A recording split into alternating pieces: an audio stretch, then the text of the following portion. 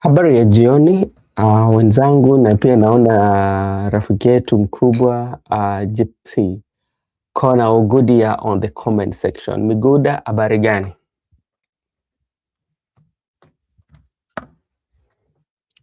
Miguda, unanipata kweli? Niko salama kakangu. Kama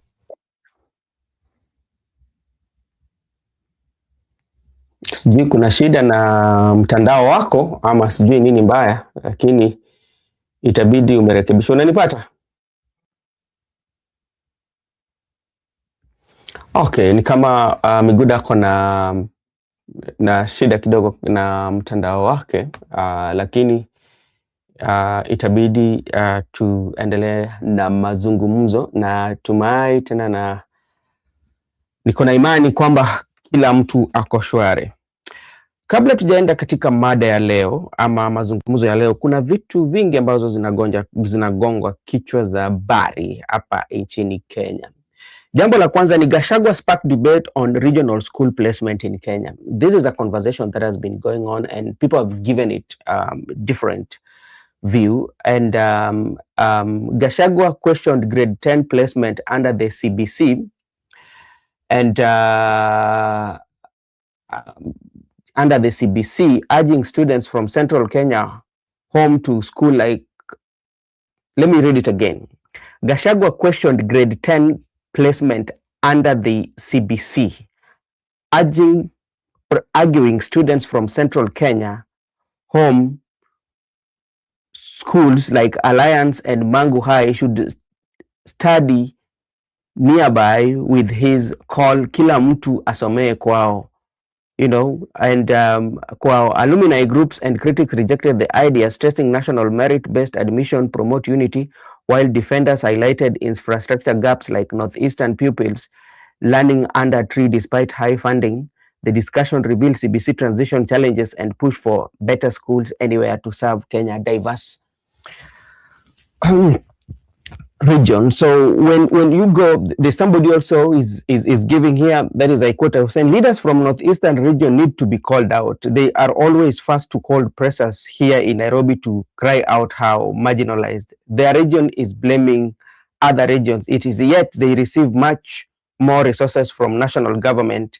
You cannot be an MP in Mandera, but you are always in Nairobi in pressers. When will you build a good school for your people?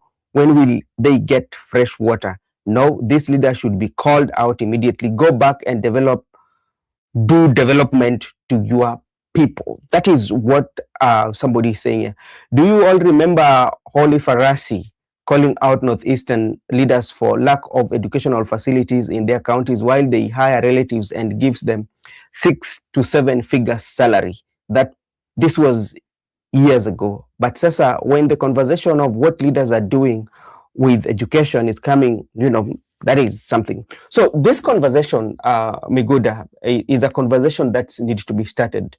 And if you look at on some other platforms, people have given a clear indication of what Ndindi Nyoro is doing, giving comparison of what Ndindi Nyoro has been given for a year and other northeastern members and or other members of parliament, and how they use their money. And people feel that, okay, maybe the way Rigathi Gachagua put out the information was not the perfect way of how it was supposed to be put out, but it is a reality and it is a conversation that people need to start. Because if you look at those schools, they get the same resources. And some argue that majority of the schools, especially in central Kenya, I was in another platform, and they were saying that some of the parents really contributed to see those schools to be where they are in terms of infrastructure and to put in investment in those schools. And they're saying, okay, if we put investment in these schools, and now when it come a time when our kids now want to go to school, they're taken to a school in some regions whereby people have not put resources or people have not built those infrastructure. So what is your take on that? Okay, first, if you can hear me right now. Okay, thank you. First, I want to pass my greetings to our viewers, and particularly Goodia, who is in the comment section right now. and many other people. The conversation is very good because it has been brought up by one of the presidential aspirants. Remember, even if you are a president, but a president of the Republic of Kenya, like I've said, you can't be a president of a certain region. Reason being, I'm saying, when you look at the schools like Alliance Mango High School, those are categories of national schools. They are not county schools. They are not districts or sub-county schools.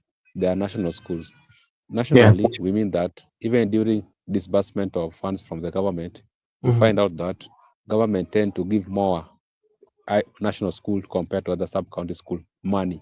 The Mm-hmm. money which has been used to construct those national schools does not specifically come from the NGCDF.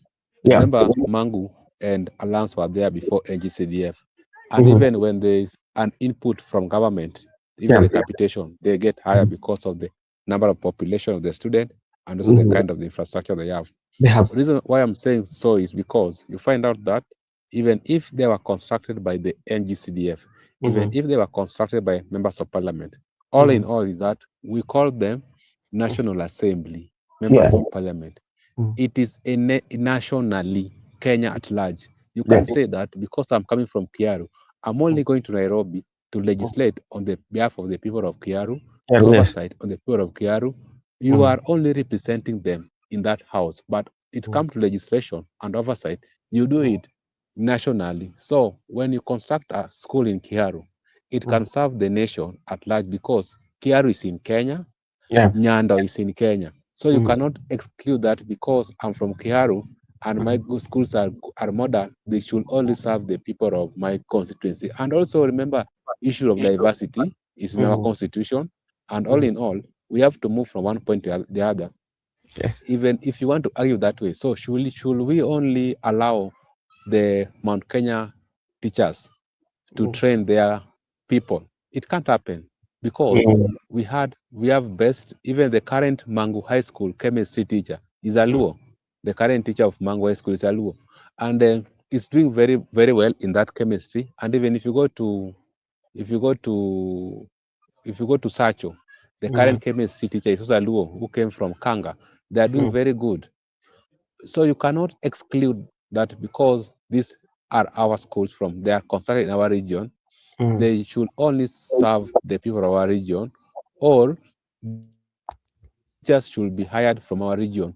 And even me, I'm coming from an Nilotic region, Mm-hmm. but I went to a Bantu region whereby I was trained by fellow Bantus and we interacted, and also the issue of interaction and diversity in the country. So Okay. we grew up knowing very well that we are Kenyans nationally, we compete nationally.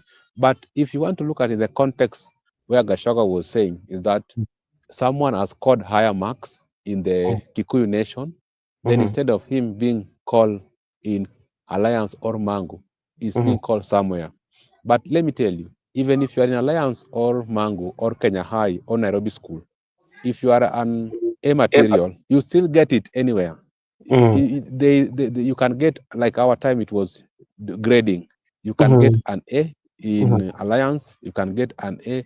The A in Alliance is the same A in Sacho, is the Yeah. same A in Lisa, is the same A. So when you meet at the university, they will not exclude that because you are coming from Alliance, you cannot do medical course. You can do medical course even if you are coming from the smallest region, provided you are past your sciences. So I think it was not good, proper by a leader who want to become president because Mm-hmm. those things are like we call nationally. If you want to compete nationally, we should not bring those things. We should not bring politics into our students. Okay, okay, that's okay, Miguda, and I understand you. But now let's flip the coin because let's also try to argue the same way there are people who have a different opinion, especially on what Rigathi Gachagua said, and they're saying, okay, what Rigathi has said is now let's have what we call accountability and transparency, and let's know or let's account what are the money that are being given, especially with the member of parliament, because we find that if you look, for example, I was giving an example of Ndindi Nyoro, because that is when you go to other platforms, that is what you're getting. You find that, for instance, let me just give you an insight here. For instance, uh, when you look at the schools that Ndindi Nyoro has built, and like people are taking a good example. They comparing about Ndindi Nyoro and Adan Canaan on their location, how they've been given, and they're looking at how much has been put, especially in infrastructure concerning education, and you know, and that is what they were looking at. So what they were arguing on the other side is that accountability and transparency, that how comes that everybody is being given an opportunity with this money to build the school, but yet you find that in those areas, not only in where the comparison is being done, but all over, you find that those schools have been built so well, you know, or have been constructed. The infrastructures are quite much commendable concerning, if you compare them with other areas that they've not done well. You've also seen the Professor TV, called the Professor. He has always been in Bomet, going around looking on how the transformation in other counties and what is happening in Bomet. I think you've seen that. Now, people are asking, okay, the conversation that Rigathi Gachagua has started is a very good conversation now. And now it is high time that these members of parliament, especially from the areas, they have to make sure that they developed those schools. Yeah, yeah, that is one. Then again, he was talking about placements.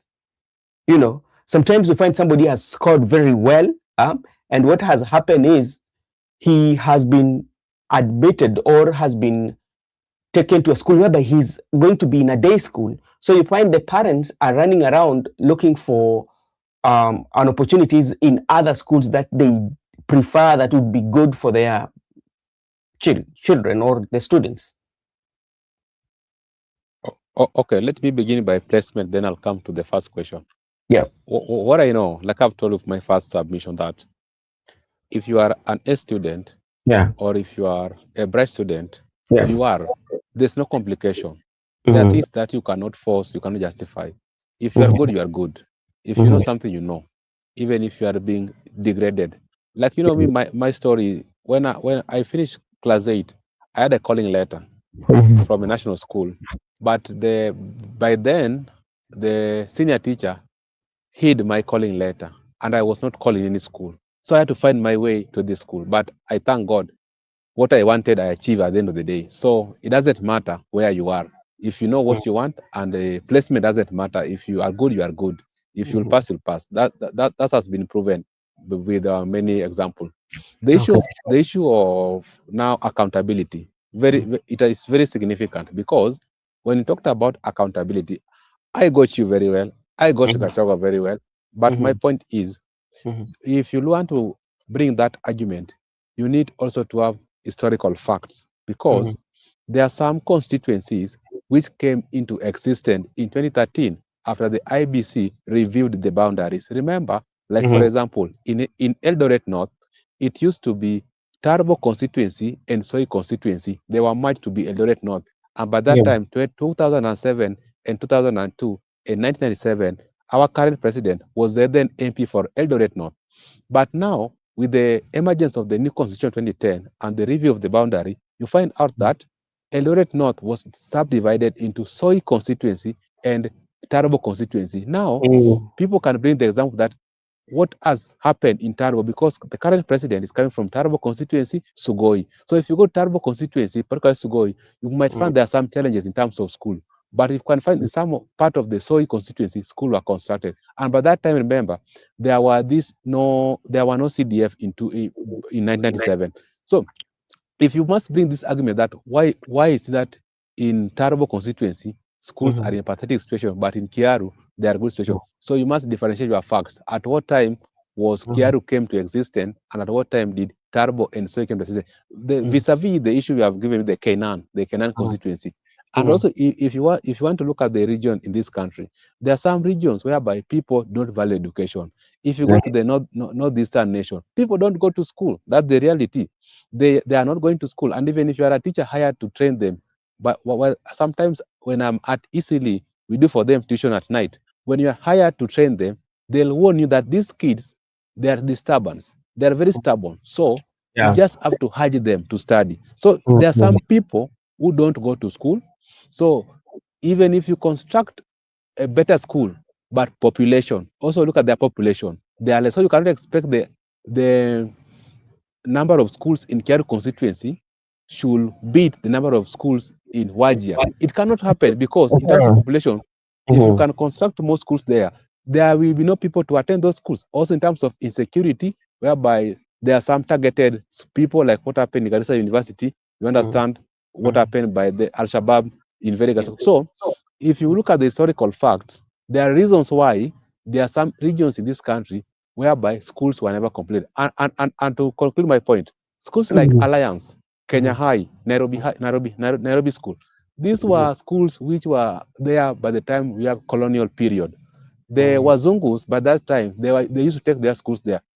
Egerton. Those were good places for the white kids, whereby if you are in Kenya High, Nairobi School, Alliance, and even Mango, so if you look at the historical facts very well, you find that those schools were given proper foundation and Yeah. they were for the elites by that time. So as times goes by, you cannot still compare that people who were not closer to power by that time in quote, or people who were not closer to the central government. You know, Wazungus by that time, they were in Nairobi, they were in Nakuru, they were at Egerton. So they had closer to those areas to construct the school, but they were no in Kisumu.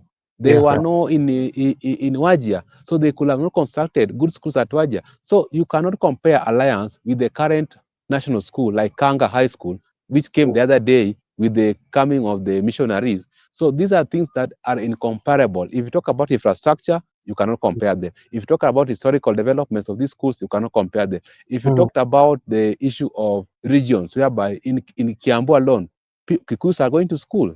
They are in large population. So you cannot compare Kikuyus and the Somalis in terms of going to school or in terms of education. The Kikuyus are ahead of them. So even if you go to Kikuyu constituency alone, you find the structures of schools are more modern. So there are things that we need to discuss and we become honest before we come to the conclusion that we just look at. First, let us focus on the emergence of new constituencies. The time NGCDF came to play, by Yeah. the time these schools were constructed historically, so that we can compare them. But you can just wake up in the morning and compare Kiharu and Kainan constituency. Look at this history very well. Even before Ndini Nyoro became the area MP, there was Irunga Ngata.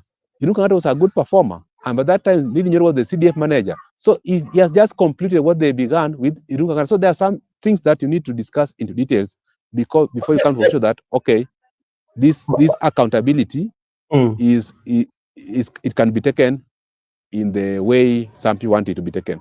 But But now, lastly, I'm glad that the alumni has also come out and tried to argue that it is not proper to profile the students. yeah, that's true. Yeah, that's true. It's just like a conversation that is going on, and we are just all trying to weigh our thoughts on it. But at the same time, something that we have to agree on, Miguda, that there's that aspect of accountability that also should be asked, especially when it comes to allocation. Whether the CDF came the other day and the CDF did not come, but like there's that accountability part of you that you have to tell us, okay, tell us the changes that you've made, especially when it comes to the infrastructure of the school. You've talked about the security. Yes, security is a major issue, especially in those areas that were being mentioned. But like, what are the steps that you've taken in conjunction with the national government to make sure that the people of Garissa or the people of other areas whereby the school infrastructure is not well established? You've talked about also that the issue to do with the larger population or the younger population who are not so much interested about education, even maybe including their parents. But now that one also is denying an opportunity for those areas. If they don't go to school, when will that area to say will develop? So as much as it is a conversation that it is a public domain, but like sometimes aspect, it is something that we need to converse and look at for accountability. There are those remarks that, especially what the deputy, the His Excellency Rigathi Gachagua made, which are not good for national cohesion, and not and does not even give us that national outlook. But in that aspect also, there are some issues that also we need to talk about and ask for those accountability. What are they doing, especially when it comes to infrastructure of the school? Not only that area we've mentioned, that was a comparison that was given in the internet, but all over the country. It's not in those areas. You know, when you go to, I told you about the professor going around Bomet County, he showed us some picture of how some of the CBC classes are, you know, not only those areas, quite a number of areas. The other time we saw election was taking place in Mbere, we could see poor infrastructure, especially when it comes to school. So those are now the questions that this conversation is opening. I can see also our good friend Musimamo is here. Musimamo, habari gani?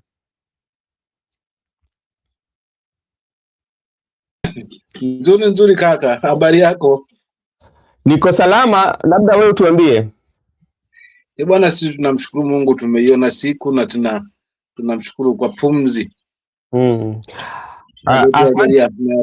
Tumefika hapa tena haswa kuungana nanyi haswa hapa. Haya, tumeshukuru. Yaani hatukukuwa tumeanza mada ya leo, na tulikuwa tunajadili tu yale mambo ambayo iko katika mtandao na watu wanazungumzia sana, swala la Gachagua kuhusu hii mambo ya shule. Labda wewe kwa ufupi, labda unaweza sema nini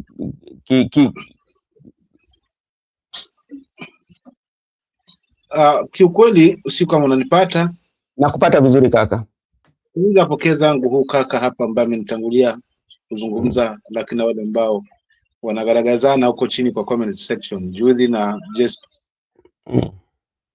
naona pia wanafanya kazi na jambo la mbolea kutuwakilisha upande wa pili huko. Kazi njema kwao. Lakini unajua mimi kwa kweli sikuliingilia sana kwa kina hili la uhusiano masuala na shule, kwa sababu nilisikia tu kwamba watoto watahamishwa hapa, si wengine wapeleke pale, lakini sijalijua ni details zaidi kwamba ni athiri kinamna gani. Ya labda pengine mnitoe kaza masikio. Unajua si kila jambo unajitia unalijua, hautasoma vitu vingi, na niko hapa pia kujifundisha na mimi na kukomaa kisiasa. So labda pengine haswa nyie ndugu zangu, labda mmelichanganywaje, mliekaje, ama linaathiri wapi, ama linalenga wapi, ila hata sisi ndio tutoke hizo taka za masikio. Asante. Asante sana kakaangu, asante sana. Tumeshazungumzia na pia kule kwa mtandao, kwa mtandao pia kuna watu ambao wanazungumzia swala hili. Jambo la pili, labda pia nataka kusikia maoni yenu, ndugu yangu Miguda na Msimamo. Jana tu ilikuwa ni jana usiku, siwezi kumbuka, Miguna alikuwa na mahojiano pale, lakini kitu ambacho alisema vitu vingi, akaongelea sana kifo cha Raila, akaongelea vitu vingi sana, na kitu ambacho nilipata kusikia, nikasema labda niwaulize. Anasema kwamba atakuwa mgombea wa rais 2027. Labda wewe Miguda, wewe kauli yako ni gani? Miguna ametoka. Msimamo huu unasema nini? Miguna anakuja kuwa kugombea urais? Unajua Miguna ni comedian mkongwe, so unajua nashangaa anakuja kuchukua ama anakuja lakini anyway, wacha akuje, ni haki yake kidemokrasia kusimama, lakini unajua pia lazima uwe umetengeneza mizizi, watu wamekuona. Si haya mambo ambayo tumemshuhudia kwenye mitandao, sometimes na kashifu kusiko, mara na kashifu kuliko, mara yuko wapi kila mahali. Lakini zaidi ya yote nayo masuala yale yakitumiliwa si vipi. Lakini anyway, aje, maana mimi pia nami nilikwambia hapo kwamba nikaacha kumsikiza tayari kusema kwamba huyu anawania urais, nikaa na maswali naye na kuwania kwake urais, kwa sababu yeye sio anachukulia vile vile tu comedian mkongwe ama kinamna gani, kwa sababu simsomi kiukweli. Kwa sababu kweli anamaanisha kila anamaanisha, basi tungemuona na alikuwa na nafasi nzuri ya kuweza kuhakikisha kwamba Lakini sasa mara nakashifu Raila, mara nakashifu huyu, mara anasema huyu yuko sawa, mara huyu yuko hivi. Sasa sijamsoma, yani hajamakinika kiasi kwamba wewe acha kuje atupunguzie kura pia, maana atapata zake, lakini kiukweli ndani kama Wakenya sasa hivi kwa sasa wana mahesabu na yeye. Okay, asante sana. Miguda, what do you want to say about your senior, your learned friend? Miguna will be vying for president for 2027. He mentioned that yesterday when he was having an interview by Dibal Ainea. Okay, for me, I can only wish him all the best. And I can also say that just like another Kenyan, he has that right to contest for the presidency. He has all the rights and all the freedom to participate in the electoral process. At the same time, it can be cleared by IBC sometimes. It cannot be cleared. Remember, we understand for you to be cleared, there are some criteria you have to meet. And also, I see him playing a certain role in the election. People have been there. Wajakoya was there. Wajakoya played a role there. So Miguna can as well come and play a certain role. But he's not a formidable competitor. Let him just enjoy his democratic rights as just like another Kenyan. Okay, asante sana Miguda kwa hayo. Labda tu pia nataka kusikia labda maoni yenu kuhusiana na mambo ya Coast pale. Ndugu yangu msimama anatoka, ni kama sasa wanatoa vitisho. Tutapa tumerudi katika chama cha ODM. Wamesema kwamba, na niliona kama ni Mheshimiwa Aisha Jumwa ndiye alikuwa anasema lazima apatiwe party leader wa ODM, la sivyo sisi kama Coast itabidi tumetafuta chama chetu. Hayo ni kwa mujibu, jana nilikuwa nimeona Aisha Jumwa. Swali langu la kwanza kwa Aisha Jumwa, labda tu ni kiongozi ambaye alitoka ODM kitambo sana, wakati wa UDA akawachana na ODM. Sasa sijui leo hii alikuwa anazungumza kama nani, jana hiyo alikuwa anazungumza kama nani.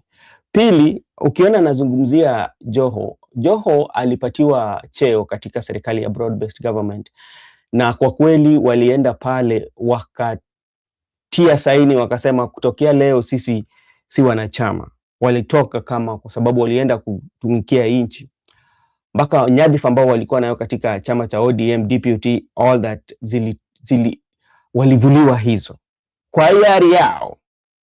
Leo hii wanakuja wanatoa tamshi kwamba lazima. Labda nikianza na wewe msimamo, kwa sababu wewe ndio unatoka eneo la Coast pale Mombasa. Hii ni kwa nini? Kwa wale ambao sasa unapata kwa wale ambao wanazungumza sana katika chama cha ODM, ni wale ambao walishatoka ama wale ambao walipatiwa nyadhifa zingine mahali ndio wanakaa, ni watu ambao sasa wanasema zaidi?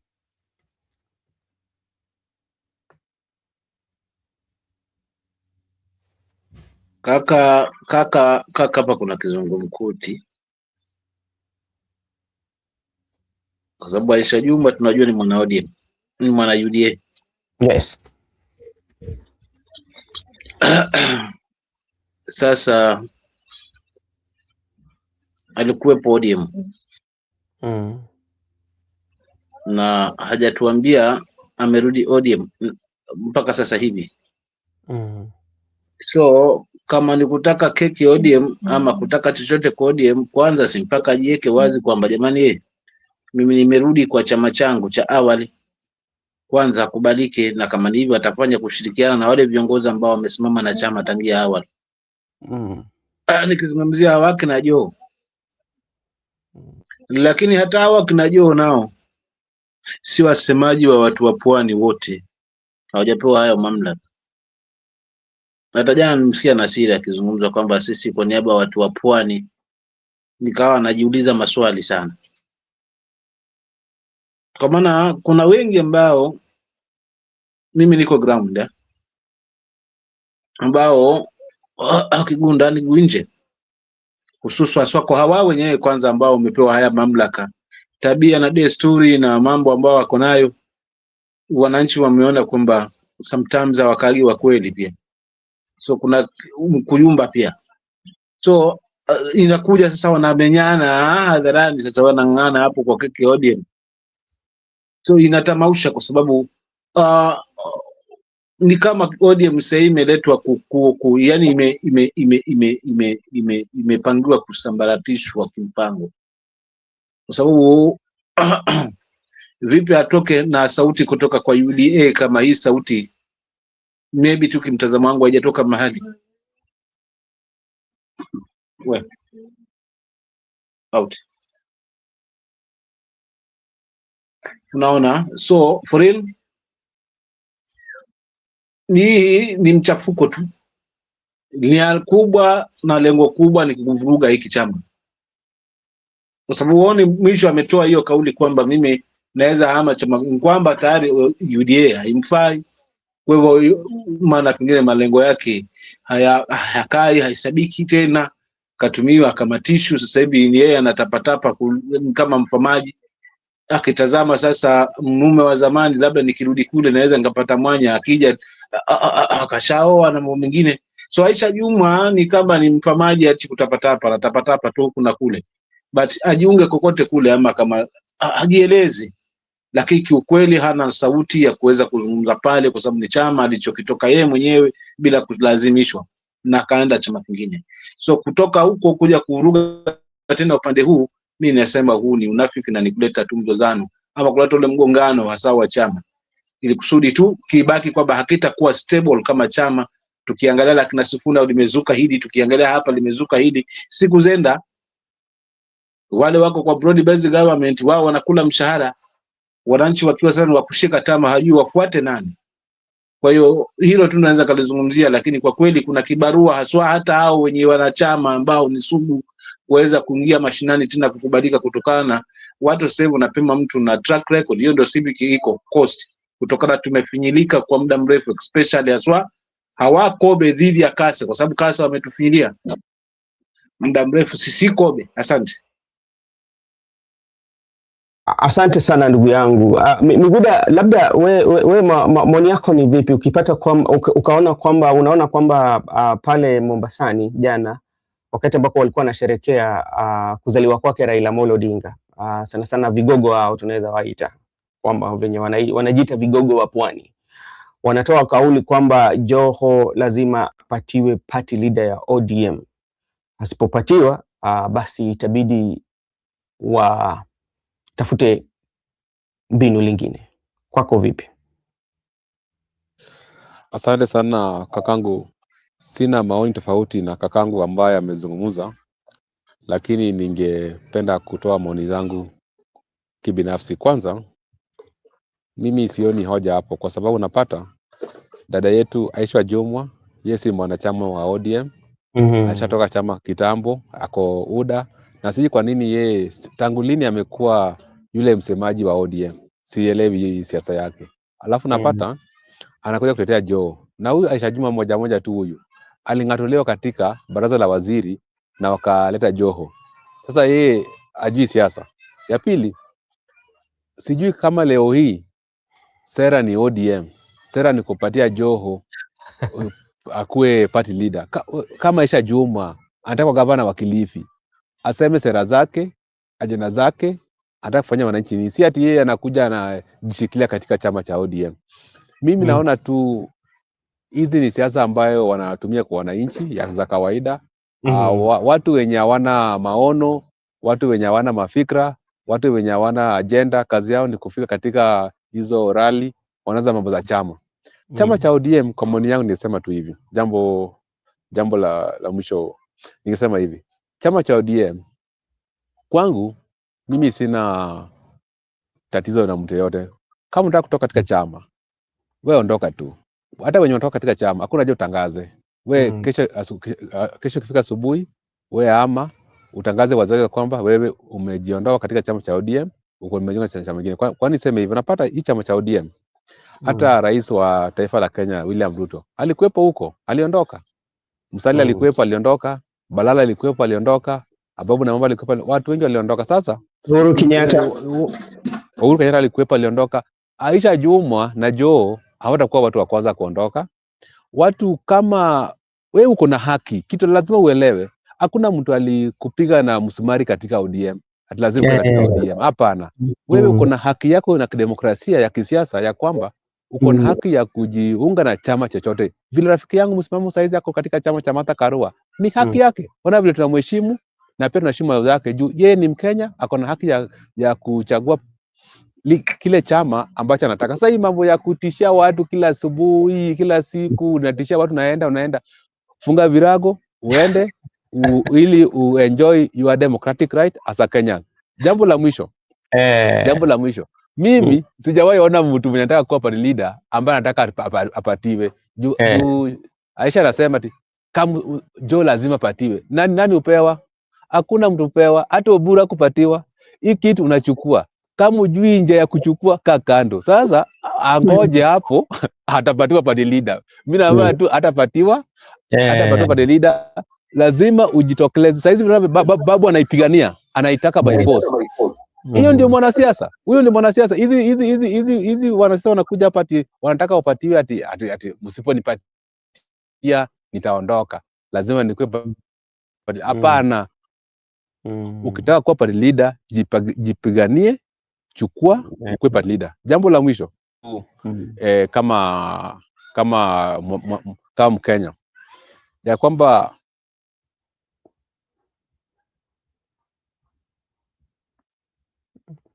nimekupoteza. Okay, kabla tunangoja Migoda, sijui amepotelea wapi. Wanasiasa wa ODM. Nimerudi. Unanisikia? Okay, nasema hivi. Wacha nikamilishe. Nilikuwa nasema hivi. Unapata watu wanawekwa kwa mchezo wa siasa ya vyama, lakini wizi unaendelea mbele Kenya. Mambo ya ubaguzi unaendelea mbele Kenya. Mambo ya afya si bora Kenya. Mambo ya elimu si bora. But sisi tunawekwa kwa siasa za vyama, siji na aswa ODM. Sasa mimi ningependa kusema hivi, sisi kama wananchi tusahau hizo mambo za vyama na siasa za vyama, to focus kwa economical solution to this country. But these petty politics, they are not taking us anywhere. So if you want to get out of ODM, you are free, you have a political right, you have a liberty to enjoy your political right. I don't know why some people don't want to enjoy their political right. Each and every person has a political right to associate with anybody, and you do not owe anyone explanation why you are friending so and so or why you are shooting so and so. Just come in the broad daylight and declare that from today I'm working with Ruto, or from today I'm working with Gachagua. This issue of hiding behind party politics, pretending, show cowardice. A courageous leader or a true leader who wants to lead the people must come out clear and tell the people what he means. Lastly, this is not the first time we are getting from these people from coast, because what they are saying, they are going to have their political party. What Aisha Juma is saying, already they have. What about PA party? The one for Kingi, is that not a political party?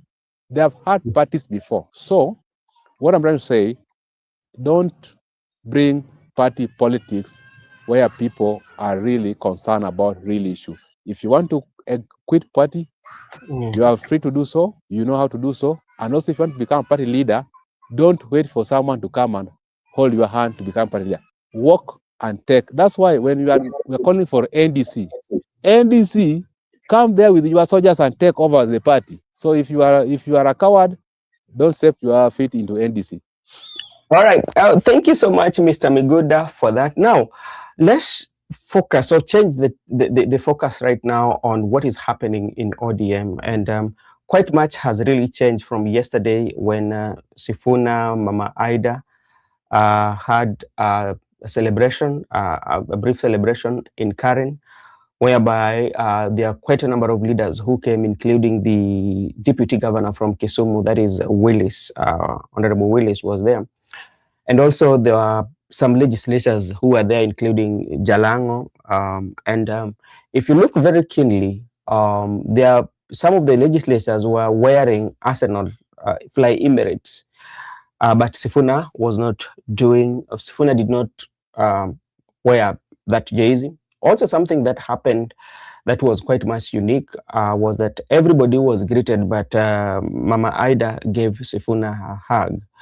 And that one happened immediately after Sifuna meeting the party leader, that is Oburu Odinga. Today, Junet Mohammed also met Oburu Odinga at his office earlier this morning.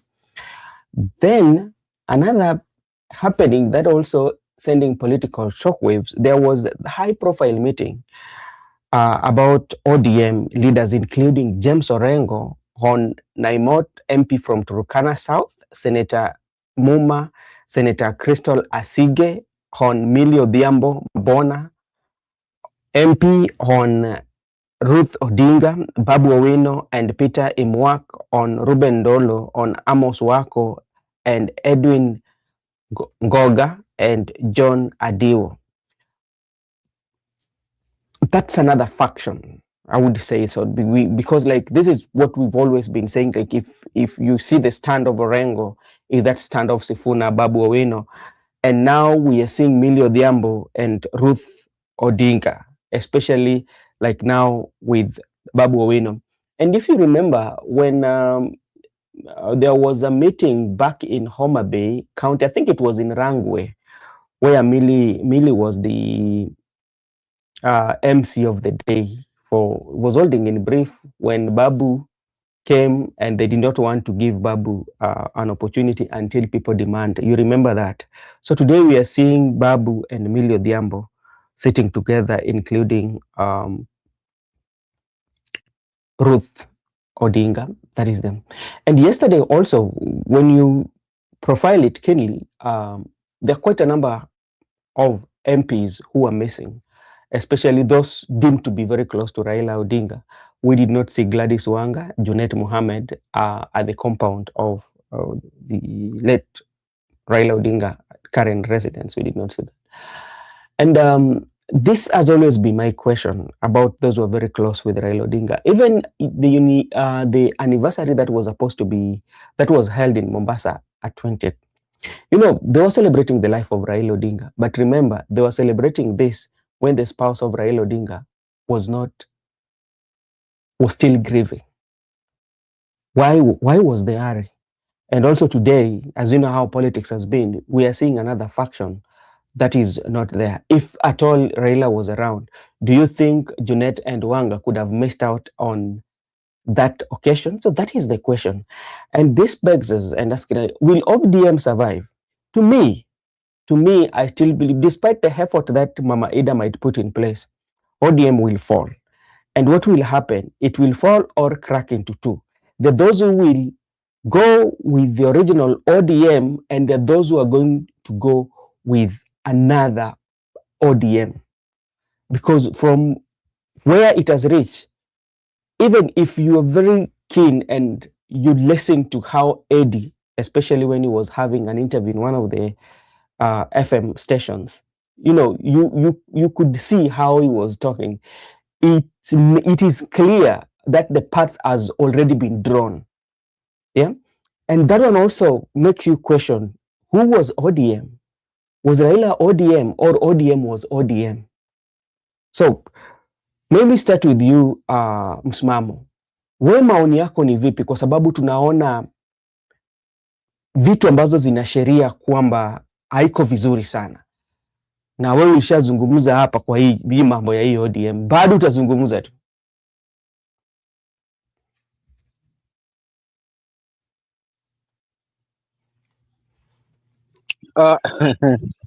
Kaka Miguda, kwa kweli sometimes nakaa nafikiria yaani kinachotusumbua ni kitu kidogo kinachosumbua ODM. Hawa wanaosema tuko kwa broad based government waangaliwe vizuri. Kwa sababu hebu tuangalie mtizamo wa baba na ODM. Nataka hapa mnielewe vizuri. Mtazamo wako ulikuwa wapi? Sifuna ana matokeo mengi ambayo yanaishiria kwamba siku zote yeye amesimama na baba.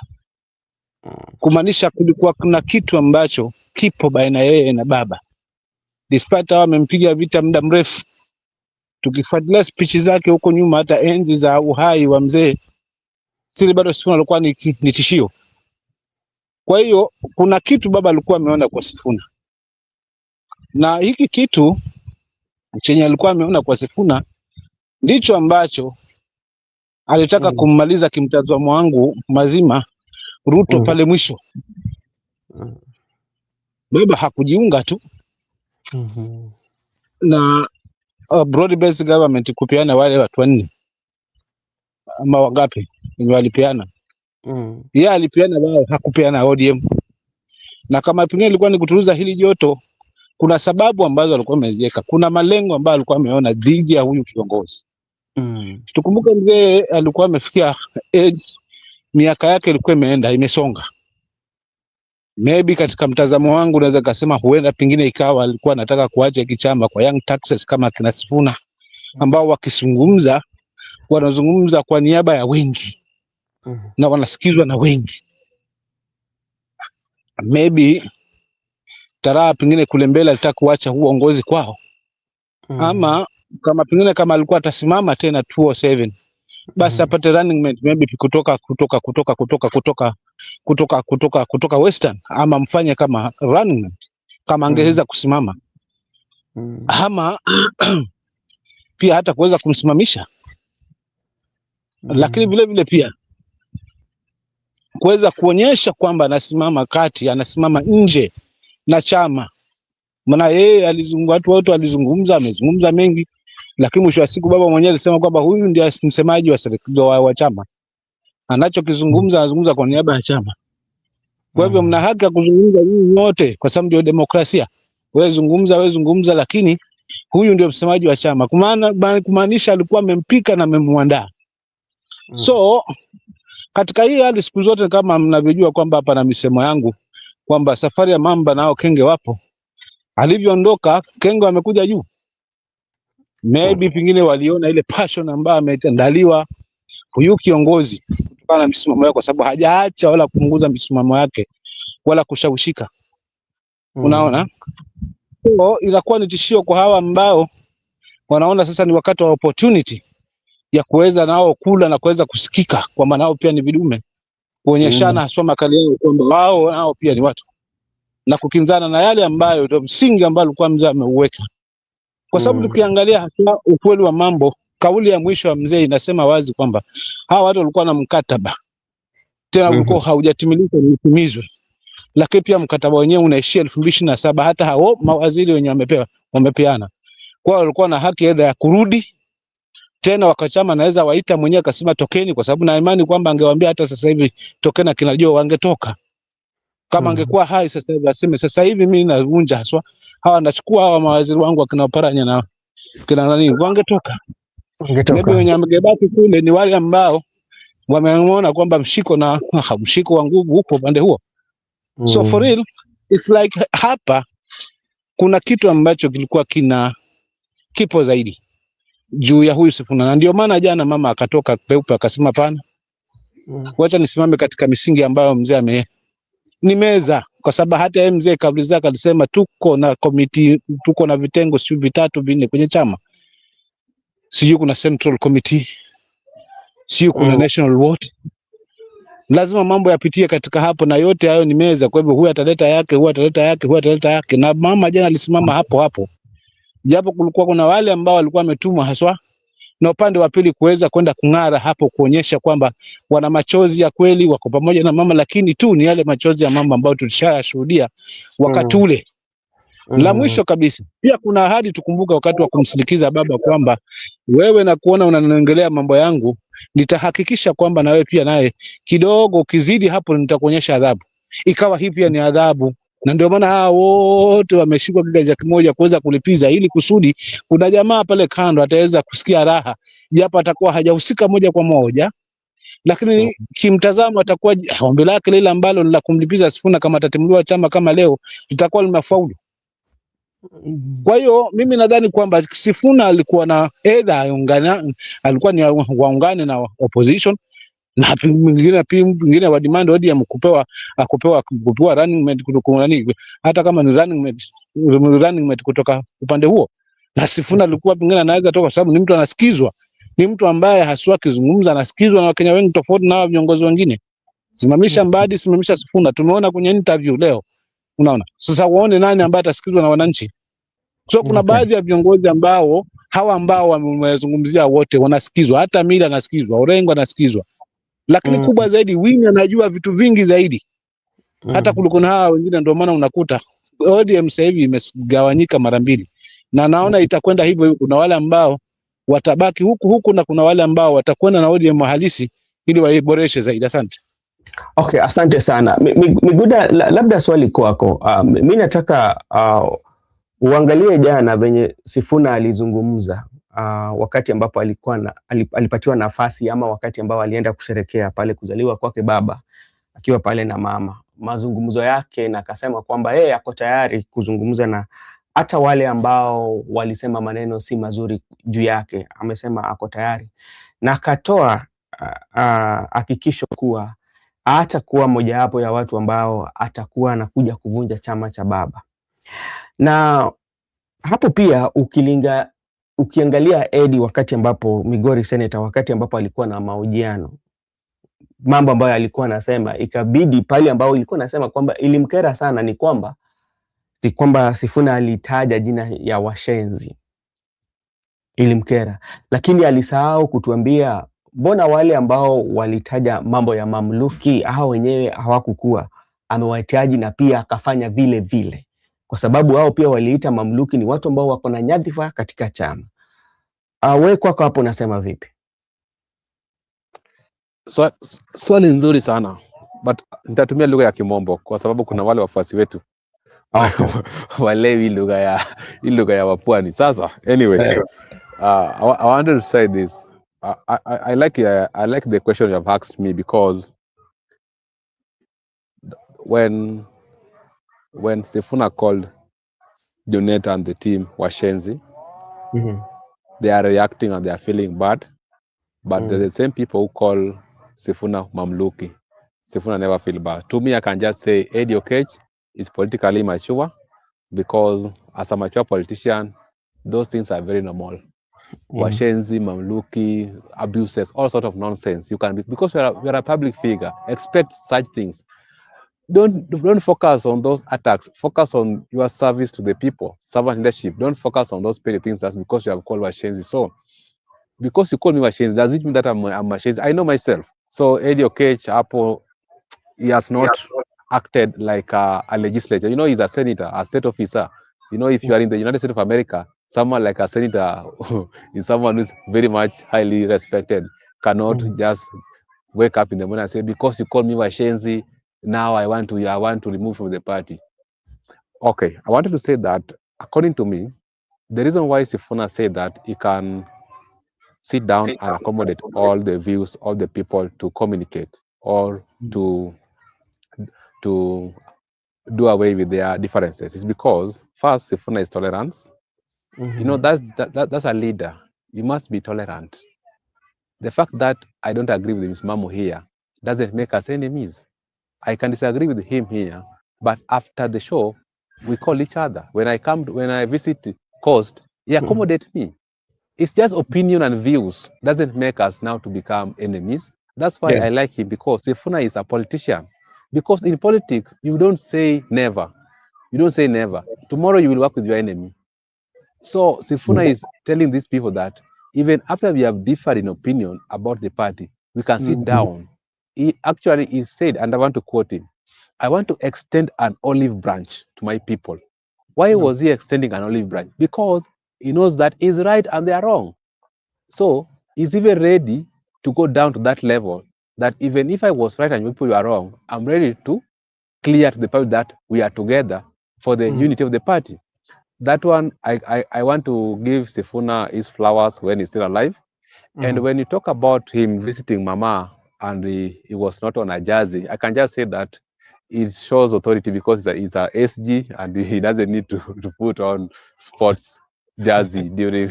Sometimes duty can be called, you know. If you're when Mama hugged the Sifuna, to me, I can just say that shows closeness to you. You know, if you hug someone, it shows that you are close to that person. It means they are in conversation more than what we are seeing in the public, or they meet often.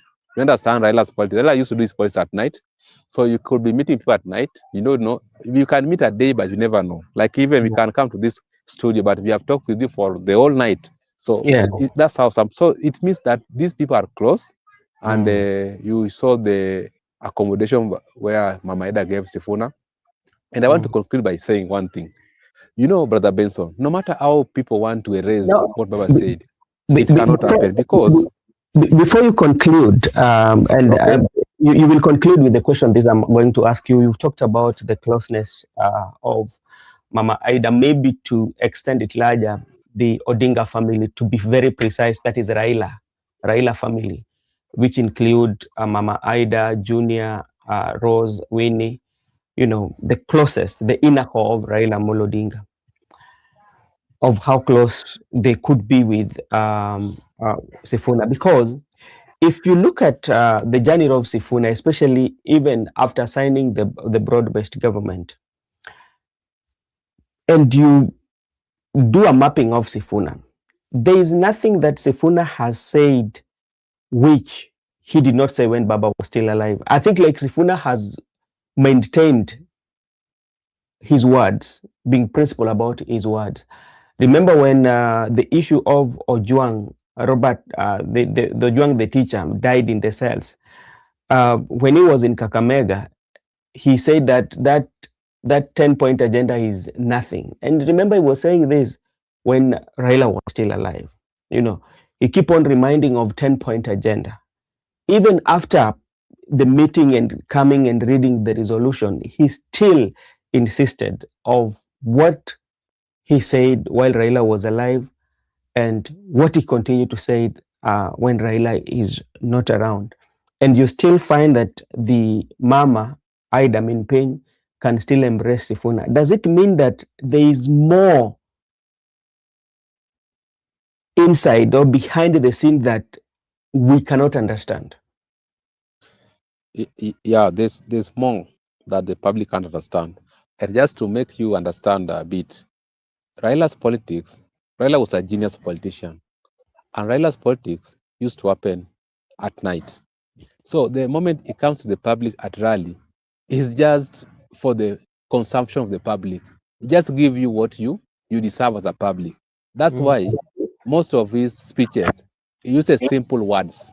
Like he used to narrate football match, he used to narrate about high risk of corruption. He Yeah. used to narrate Bible quotes, methali, kendawili. So he was just using simple words for an ordinary person to get Yeah. it. But the real work, the real engine was being done somewhere else. That's why if you are a student, you Yeah. master that you don't need to wash your dirty linen in public. You need to come private, then you don't need to go head on in public. And that's why Sifuna was saying, I extend an olive branch to these people. We can sit and discuss because there is more that can be told, can be said to the public. There is more actually, but Raila never liked it. And if you look at Raila very keen in his politics, Raila usually draft it. He was engineering his politics. It was not something that just came naturally, but it came out of hard work. Before we signed the broad-based government, Yeah. the 10-point agenda was typed by the SG Sifuna. The 10-point agenda was printed at Sifuna's office.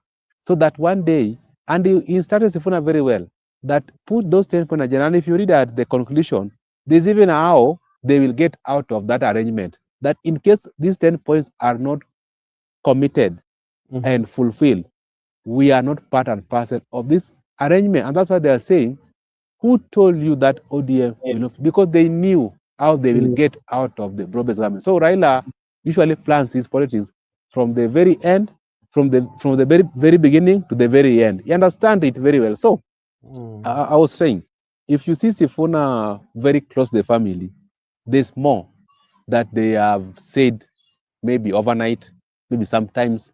There's that constant communication. And also, remember when Raila was at Ongondo's very funeral, Raila was very unequivocal that Sifuna is the SG. Sifuna speaks for the party. Raila was trying even to exclude that if not even me, Baba, I can speak for the party. It is Sifuna who speak for the party. I remember by that time, we had some issues.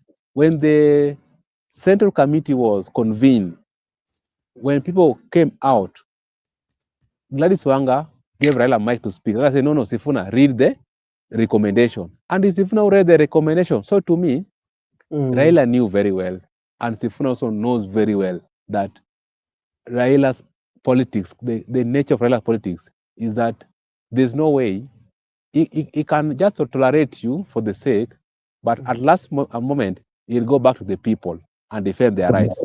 And I was concluding by saying, what is in the public domain and what Raila said, some of us, we were followers of Raila Odinga, not Oburu, not Wanga, not Junet, not even Sifuna. But the leader said, or the general said, who told you that ODM is not going to fill a presidential candidate? Do not commit the party. Even if you are in the cabinet secretary if you are in the cabinet membership of William Ruto, don't commit the party. And even if you are a friend to William Ruto, don't commit the party. The party will convene and decide on the fate in 2027. That is the final word which Raila uttered in the public. So, Sifuna is trying to tell us, if that is what Baba said, now Baba is no more. People are coming here to contradict that. No, Baba left us in broad-based government. Baba said 2 terms. We are going to support William Ruto. Who told you? That's the statement we are saying. Who told you? Baba said, who told you? So, if Oburu is going to support William Ruto, he's having that political right, let him support Ruto. If Wanga and Junet want to support William Ruto, let them support Ruto. But as for us, we are still saying that who told you that ODM is not going to fill a presidential candidate? Do not commit the party. So if you are committing the party, just commit at your own risk. But there is what Baba said, and we were followers of the general, not these lieutenants. So that one must be distinct. Let nobody think that because he was an inner circle of the general, now we were also his followers. No, all of us were followers of Raila. So even those who were in a circle, like in the case of Christ, all the apostles and we the Christians, we were followers of Christ. We were not followers of John. We were not followers of Peter. We were not followers of Matthews, or we are not followers of Philip or Nathaniel. We are not followers of Andrew and James. We are followers of Jesus Christ of Nazareth. So do not come and try to tell us that because you are Andrew or Peter, that now you want to take us to hell, or you want to take us to Singapore. We know very well that at the resurrection day, we are going to go to heaven. We know very well that when Baba has identity and Baba has values, that human rights must be defended, social justice must be defended, democracy, rule of law, inclusivity, equality, equity, those principles must live whether Baba is dead or alive. So if you want to take the soldiers, but you are the same person who is actually executing people, you are abducting people, you are killing young people, you don't respect political parties, multiple democracy.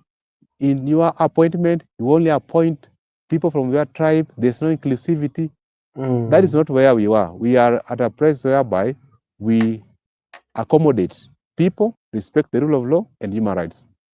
All right, thank you so much. I'm still waiting for Makobura. I know he'll be coming back. But Miguda, I've been especially going back in the book of history. I'm here. Oh, okay, you're there. Makobura, how are you doing? Good evening. I'm doing good. Allow me to pass my greetings to you, to Miguda, and to Msimamo as well. I saw him on the studio. Not forgetting our good friend. I can see good here on the comment section together with everyone.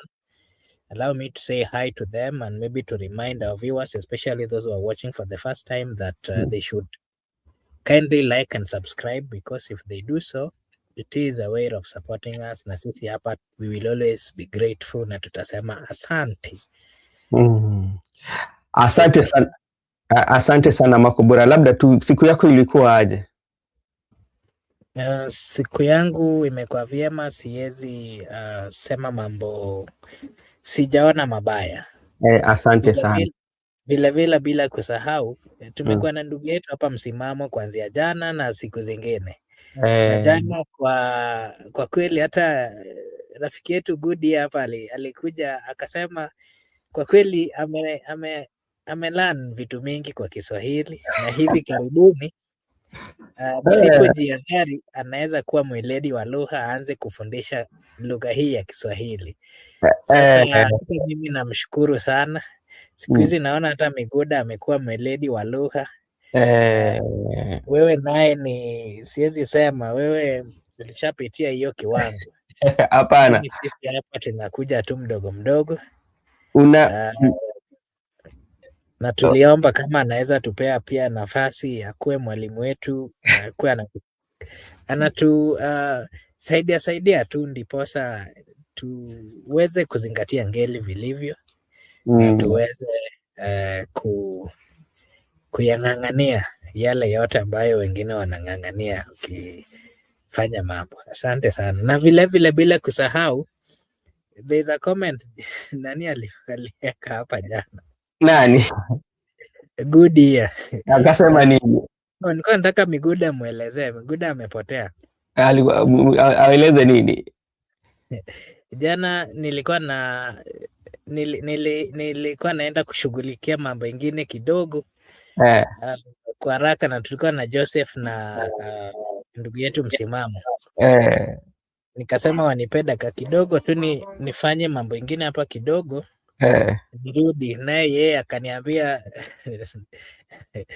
nimeenda ku grab a bird. I've gone to grab a bird.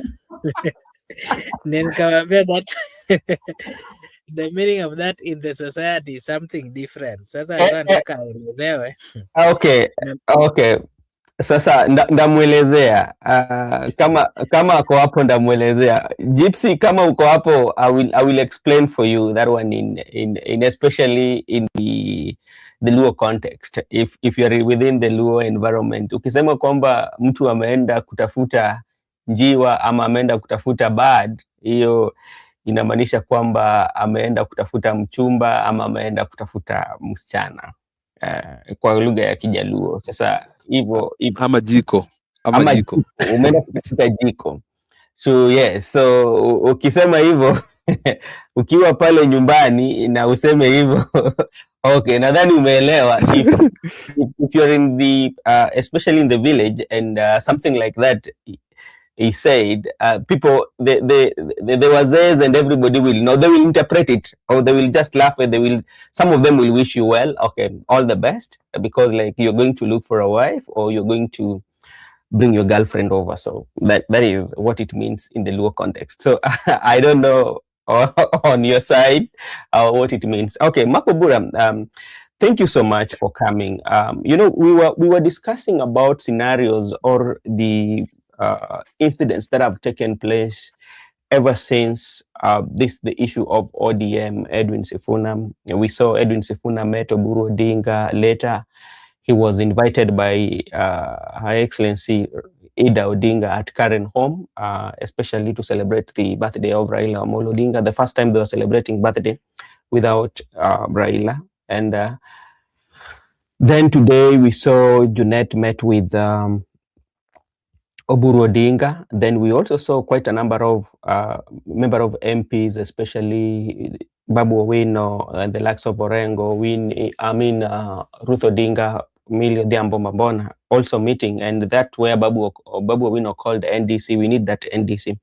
But now we want to look at the character of Sifuna, and made us think like Sifuna was planted by Baba, and maybe could have been like Sifuna was very, very strong confidant of Baba based on how he used to talk in public, despite the fact that so many people disagree with him concerning the broad-based government.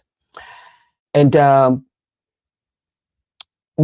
way he carried out himself, even yesterday, when he was talking, he extended the olive branch to the member of ODM who have insulted him. He said that he said that he's not going to be that person that is going to wreck or is going to create chaos in Raila Odinga's party. But this one brings me back. Remember when Raila Odinga gave Anyang' Nyong'o the opportunity to be the interim party leader when he was vying for African chairmanship? There's something that Nyong'o said about Sifuna, that, and this one was after Sifuna had an interview at Citizen TV, I think so, and scathing attack that he made about the broad-based government and criticizing the government of President William Ruto. Then when they were, I think they were in, if not Kakamega, they were in Vihiga. Then he said that he knows the potential of Sifuna. Everything that Sifuna said, that is the stand of the party. And we are seeing Sifuna in future. That is something that I was now going back to. Another thing also that I'm looking at, when you look at how Baba has always been, especially from the people from the Luo Nation, Baba did not even bring somebody closer to the power, especially when you look at ODM, the deputies have never come from the Luo Nation. It has always been outside the Luo Nation. It was Mudavadi was very close to him. President William Ruto was very close to him. Even at the time that he was now giving these positions, people would argue that Mbadi, he gave the Mbadi chairmanship, who not coming from a Luo, they say it's from Suba. He also brought close Opiyo Wandayi, who they say is not a pure Luo. Yeah. And now, when you look at the chairmanship, somebody was arguing it has been given to Wanga. And that one made me think how this guy was arguing that Sifuna was made powerful by Baba. You know. So for you, when you look at all this, what does it tell you about the interest of Baba, especially when it comes to leadership? Does it mean that the people from the lake, they could be easily compromised than other people? Or what does it mean? Okay, thank you so much. Allow me to just give my take on that particular statement. And I would say that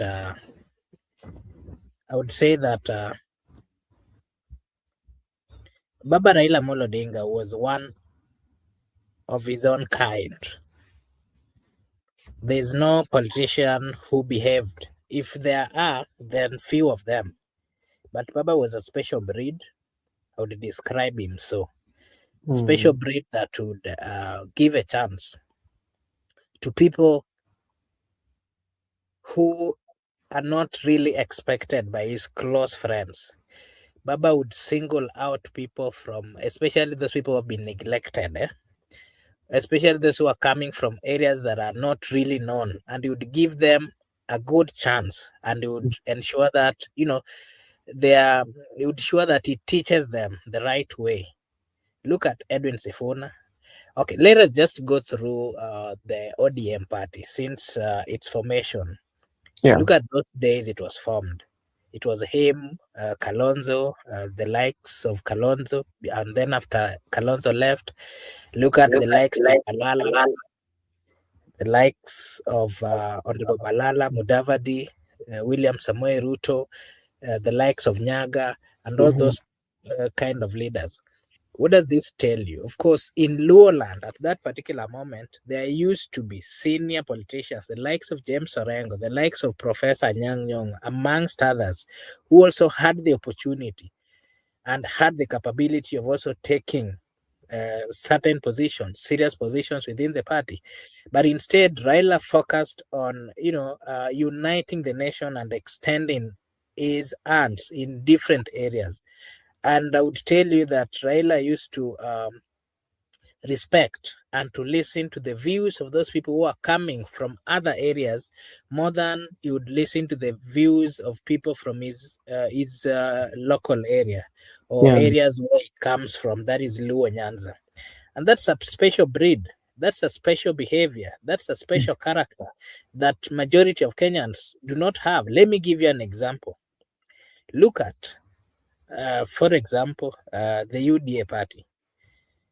Before its full, look at the UDA party, for example, before the broad-based and everything. Look at the kind of appointment they did immediately they got into government. Compare the appointments that Raila did when he was given the opportunity, when he got into the government. Raila has always had an art of extending and not forgetting friends, especially those that were not coming from his tribe. And that is one of the things that made Raila to stood up, to remain relevant into the field of politics, because he interacted and respected and given a chance to others to also explore and to give their views. And he would listen to the people who are coming from other tribes more than he would listen to the to the leaders coming from the Luo nation. And this is why ODM stood strong. This is why ODM did not have a competitor similar to it. This is why ODM, as much as it would go through general elections, after every general election, it would, they would resuscitate it and it would come back as one of the strongest political parties.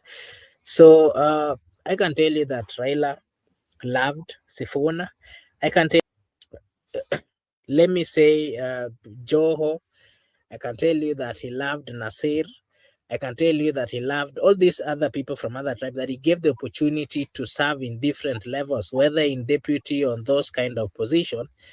And he respected their views more than the close allies that were coming from the Luo Nyanza, because he knew very well that the moment he started hearing from the Luo leaders, then they would be focusing on their agenda. They would be focusing more on their on what they want about their areas. And remember, Raila believed that he was a national figure, he was a national leader, and he wanted to ensure that the national picture that he had given remained strong, and of course remained to, it was a way of him getting known outside his region. Okay, there's quite much interesting view here that we are getting, and this also, to me, I think it makes sense based on what Paul has said here. Raila, he knew more than 75 of his votes used to come from outside Luo Nyanza. Can that one also contribute to a situation whereby the people who were given like posts that are quite much of high stake were not from the community that he was coming from, just because maybe they did not have enough votes, according to what our good friend Paul is saying here? I can say that is Paul is saying Raila, he knew more than 75% of his votes used to come from outside Luo Nyanza.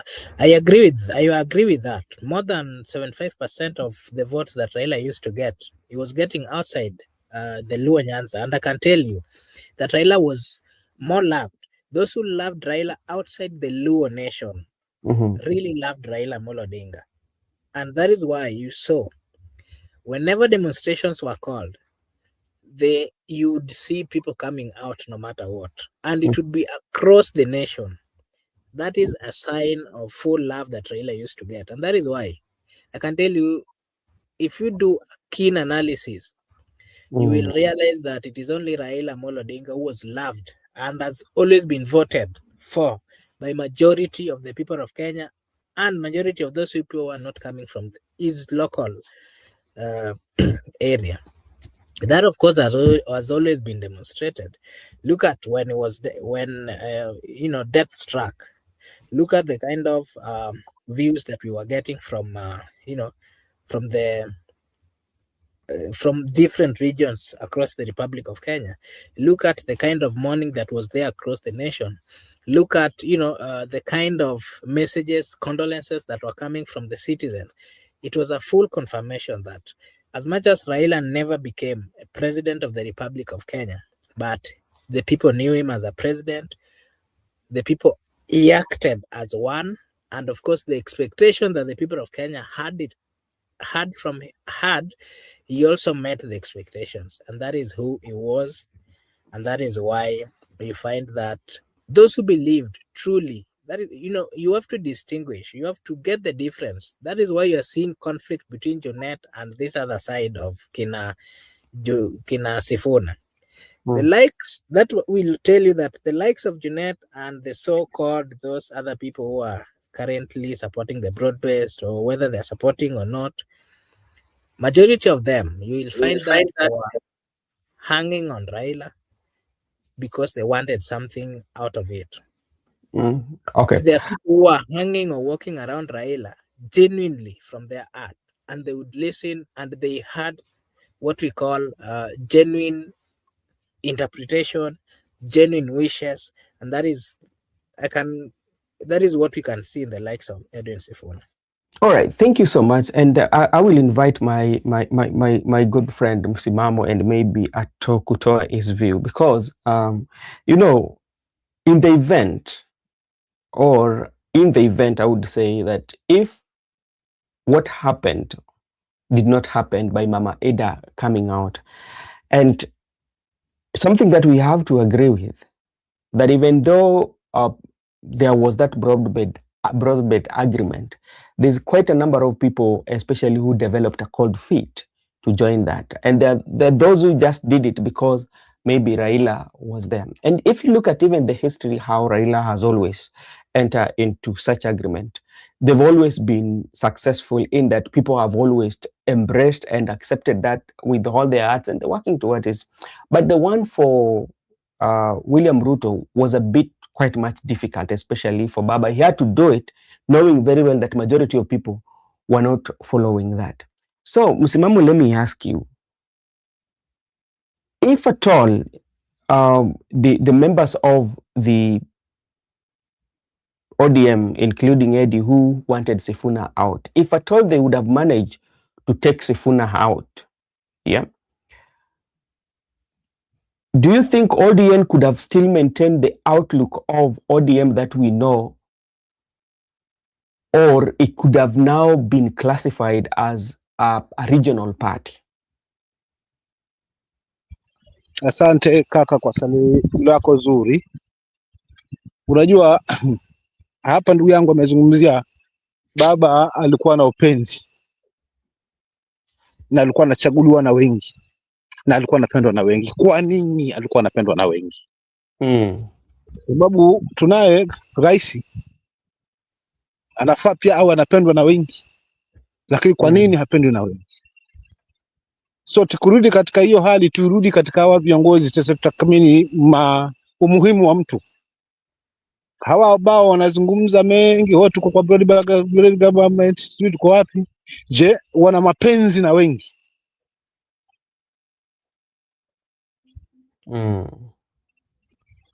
Na wale ambao wanasema sisi tutabaki pale ambapo tuliambiwa na baba kwamba ODM ni chama ambacho bado kiko huru na bado tutajipanga 2027. Tuangalie wale ambao wanasimama na lile ambalo mzee amewaacha nalo. Je, baadhi yao ni wapi? Wako na wafuasi wanapendwa na wengi? The likes akina Winnie, the likes akina Babu Wino, the likes akina Sifuna, the likes akina mzee James Orengo, the likes akina Nyang'o, the likes akina Miro Jambo. Ni watu ambao wakizungumza wanazungumza kutachi yale ambayo mwananchi anayasubiria yapate suluhu.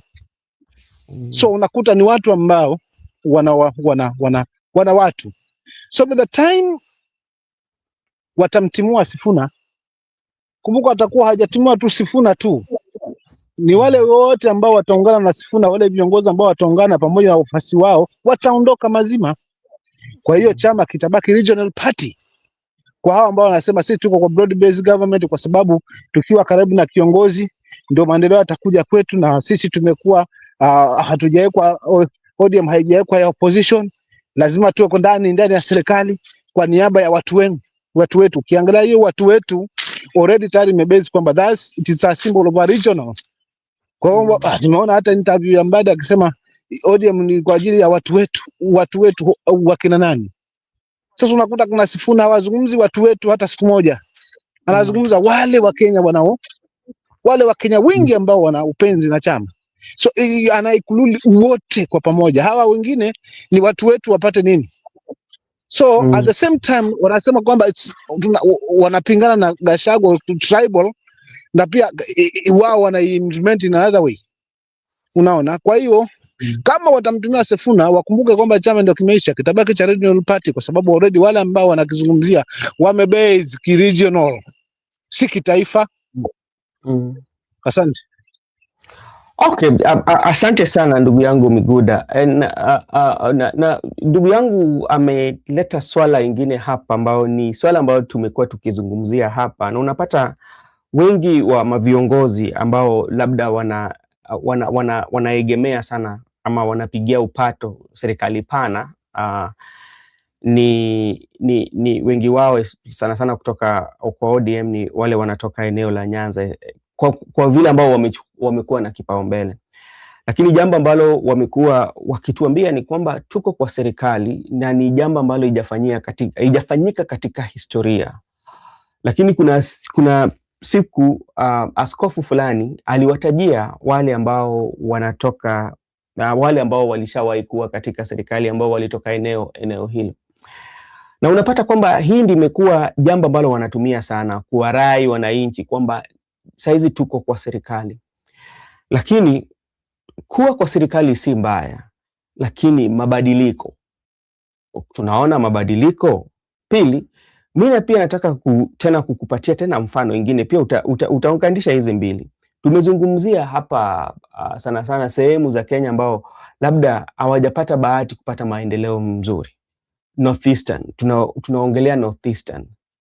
Kama watu wa Northeastern pia wanaweza sema kwamba hawajakuwa kwa serikali kulingana na labda resources. Let me say that the resources that sometimes they don't get, because we know how Northeastern is, and the issue of being in government. When will we, especially as a country, understand that being in government does not benefit the majority of voters, but benefit an individual, but being in government with good delivery, that what benefits everybody? Okay, first nazingilia kidogo ili nitimke hapo kidogo tu kama dakika moja unusu hivi.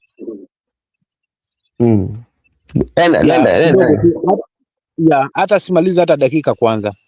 Unajua maendeleo ni maendeleo ya mahali ni kiongozi. Maendeleo ya taifa ni kiongozi.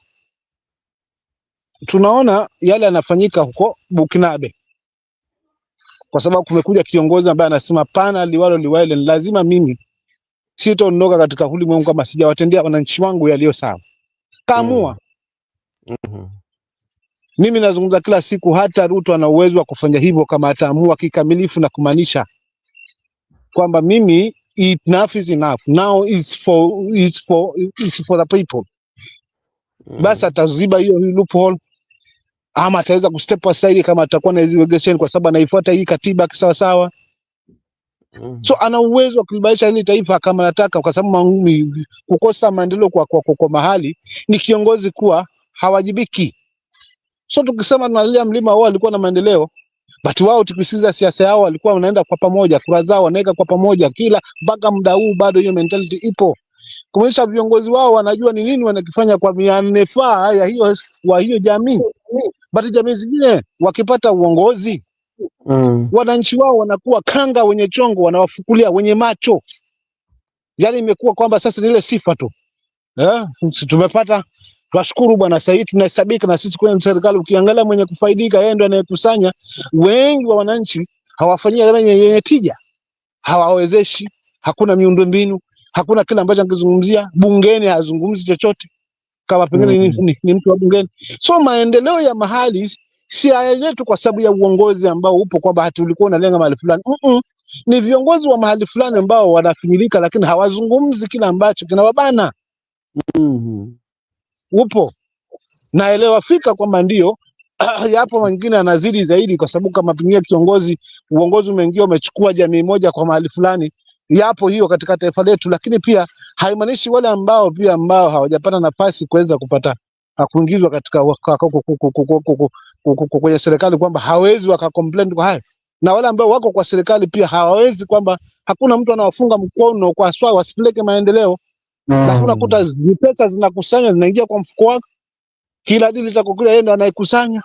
Maana sema miaka 5 bwana si mingi, inaweza timuliwa tena akaingia mtu mwingine, kwa hivyo ni wakati wangu na mimi nichume. Sasa hayo maendeleo yatakuja lini na lini? Kwa sababu mkizungumza North Eastern na hata pwani tuna changamoto tele, hatujazungumzia kwenye hivi vipindi tu, lakini tuna changamoto tele. Okay, asante. Basi ndugu yangu pia Siwezi nikalaumu serikali na laumu viongozi wangu ambao tumewatuma kule. Wewe umemtuma na chama cha ODM, ameenda kule, ameacha hiyo chama, amerudi UDA. Na akija sasa arudi tena na sera ya ODM, anarudi na sera ya ODM kwako, na ndivyo tumeona viongozi wetu wananunua kama njugu kwa tamaa. Wale ambao wamefungana, sio kwamba sisi watu wa mahali fulani wamefanya vizuri. Ndindi Nyoro anafanya vizuri katika konsorsi yake, wazazi wanalipa 1000, kwani hiyo miracle anaitumia kutoka mahali kwingine. Mmelizungumzia hapo kwamba wao alianzisha na fulani, ndio hata kama alianzisha sio, lakini amelimalizia vizuri. Na hata kama huwa rais alivyokuwa mwenzake ameachilia hapo, zile barabara kwa zimeachwa na zimepangwa tangia awali, angezishughulikia kwa kuweza kuituliza pesa kwanza na kuitunza pesa bwana, si kuimwaga kiholela kwa mambo yasiyofaa. Asante. Okay, asante sana. Miguda? Okay, I just wanted to say that you find out the current people who are in the cabinet membership that you find from the ODM team. They are very comfortable. They don't care whether the party is going to be divided or not. To them, they don't care. Provided their interest is served, they don't care. That's why their interest is not for the party. They don't care. You know, the people want the party to continue. And even like Raila said that ODM should live beyond me. Even if I'm dead, but ODM should go on. But these people don't want ODM to go on because they don't care. That's why people are saying whether ODM is going to be a regional party, that is not their interest. Their interest is provided they are ministers. That's enough for them. They don't care.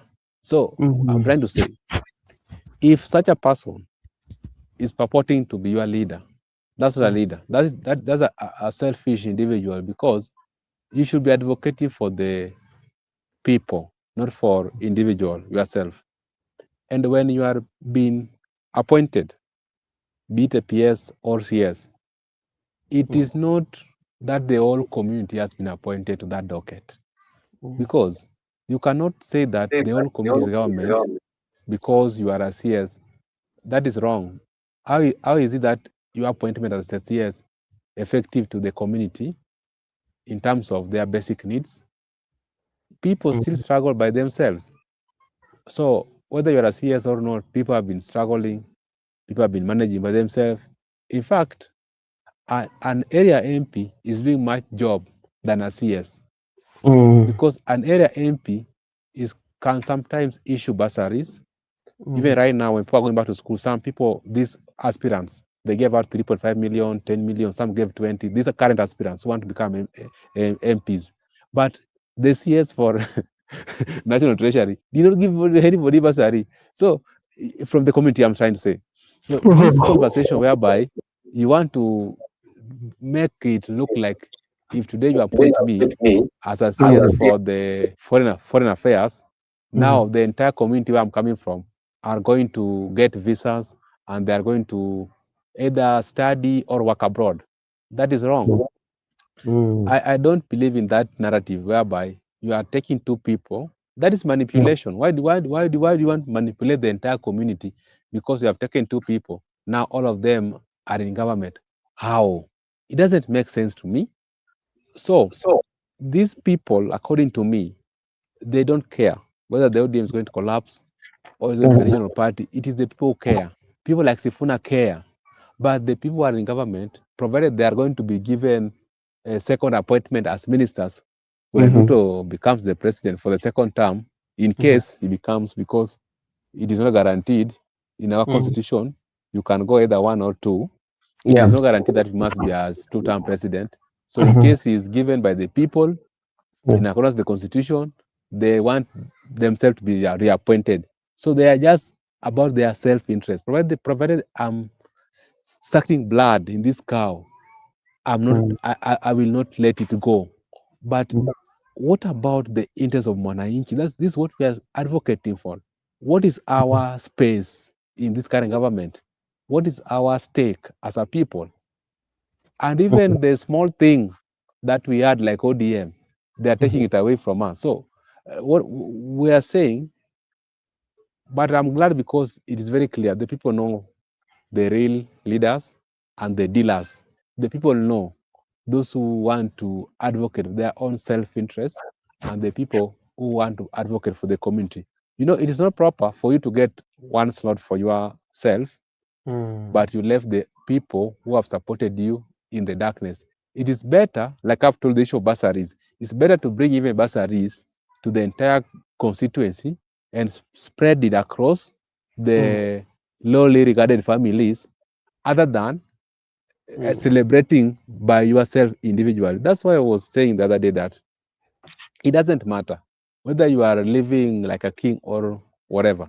But if you, it is not good for you to live alone. If you have that opportunity, capacity, ability to come and actually spread it across. All right, I think I want to conclude by saying the issue. I want to conclude by saying, let me conclude. I'm concluding. I'm saying the issue of ODM collapsing or ODM is going to be divided. It is not a headache to the experts. The experts, even ODM, if ODM is going to be a regional party, provided they are going to be rewarded with CS position, they don't care.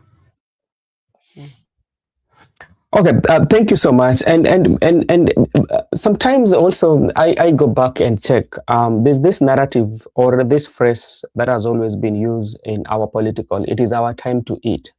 You know, when it comes your time to eat, anybody who is trying to stop you from eating, you will fight them, and that one tells you how sometimes it works. Because if you're very keen enough, especially some of the leaders who are now even like were supporting, were not supporting the right honorable prime minister, and they call him names.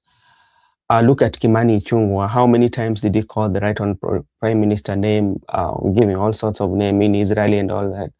And if you look at Junet Mohammed, go back in 2022 towards the when people were going, he was attacking president, and he called President President William Ruto number of names. But today, that one is not, is quite much different. The tone and how interact. Look at Gladys Wanga immediately at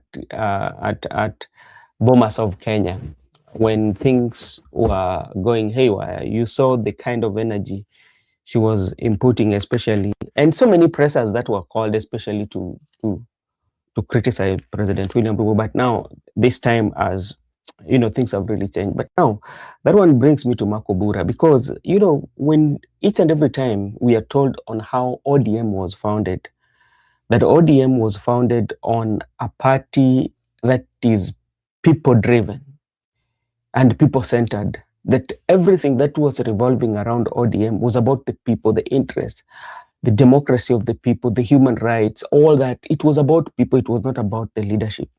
Now, immediately after now Baba has gone, you are seeing two different factions. Especially, there are those who even 10-point agenda, which even brought this government, the broad-based government. Nobody talks about 10-point agenda, and people are very, very, very also selective on what they say. Especially for those who are pushing for those in the broad-based government. They don't talk about who told you the last presser that Baba had or the last meeting that they had with this member of parliament. You know, they don't talk about that because maybe sometimes it's not favoring them or it favors Sifuna. So you find that it is quite much selective. But now, when you look at that, how does that one have the consequences, or what are the consequences in the country, especially when you're looking at political democracy. If ODM, the party that was seen as a champion for democracy and free speech, is going through such, how does that one leave the country, especially when it comes to democracy of the party and what the party stood for? Okay. Thank you so much. And what is happening in ODM? It is sometimes it's not easy to talk about it, because to me, I feel that these are typical disagreements. Human beings have to disagree, and it is very normal for people to disagree. It is so unfortunate that a party that was built under certain under what I can call a party that was built with a view of saving the country, with a view of introducing democracy, with a view of expanding democracy, with a view of extending democracy, is today on, I can say it's almost in its deathbed. And it's so unfortunate because disagreements are there. It cannot be that it's only Raila Amolo Odinga who would tame his people, who would tame the leaders that are within ODM party.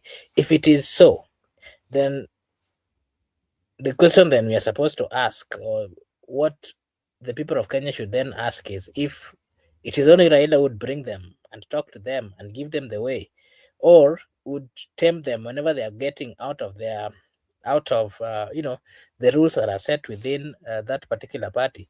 Then it tells you that even as we are going into this election, there is a probability that majority of the leaders we are electing, some of them will not, there is a probability they will not execute their work. Execute or do their work accordingly, because they are looking for somebody or waiting for somebody to, to give them the way forward, or to just bring them back to their normal senses. Raila has always played that role. Raila's, for example, if I can give you some few examples. For example, in Kisumu, there are quite a number of members of parliament who have declared that they are going to run for governorship. And they did this immediately after the election. And that was even affecting their productivity. It was affecting their delivery of resources within their constituencies. It is Raila who called them out and told them to stop that nonsense. And then after that, they came back to their normal senses and started doing what was right. So I'm trying to imagine in a situation now that Raila is not there.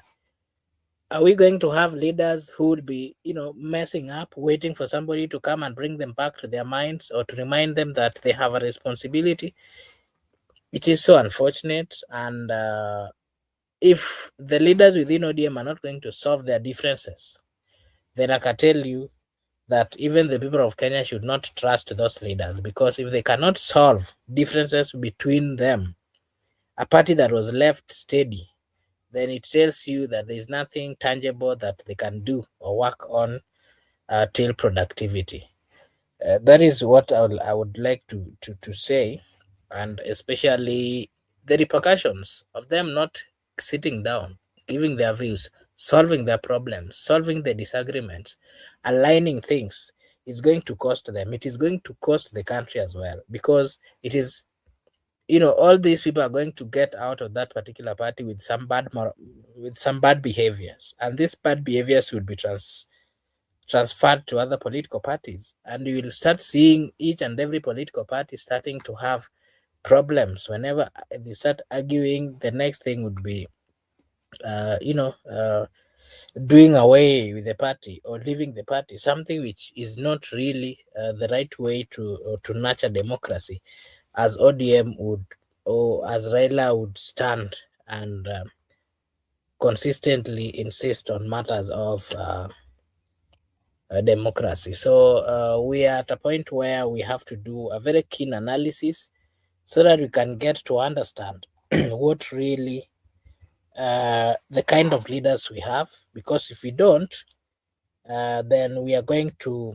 I remember there's a member of parliament, Kajwang, used to. There's a day he said that we'll be in a deeper shit.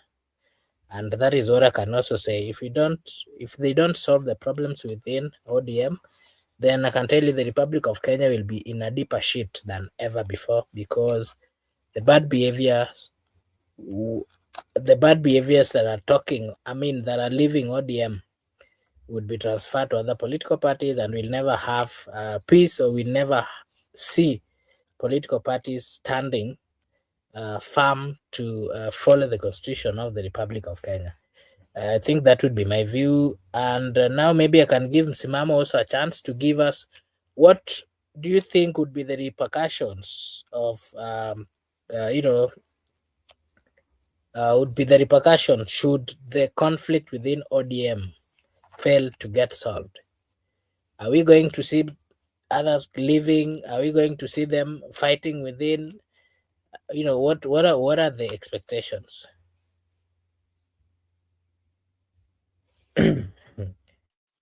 Hapo kwa expectation sasa niwekeje? Lakini mimi kama hawataacha haya malumbano,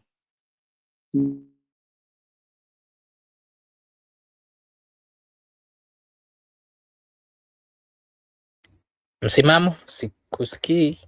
cha mjazo kiasi tu, Kupotea kidogo.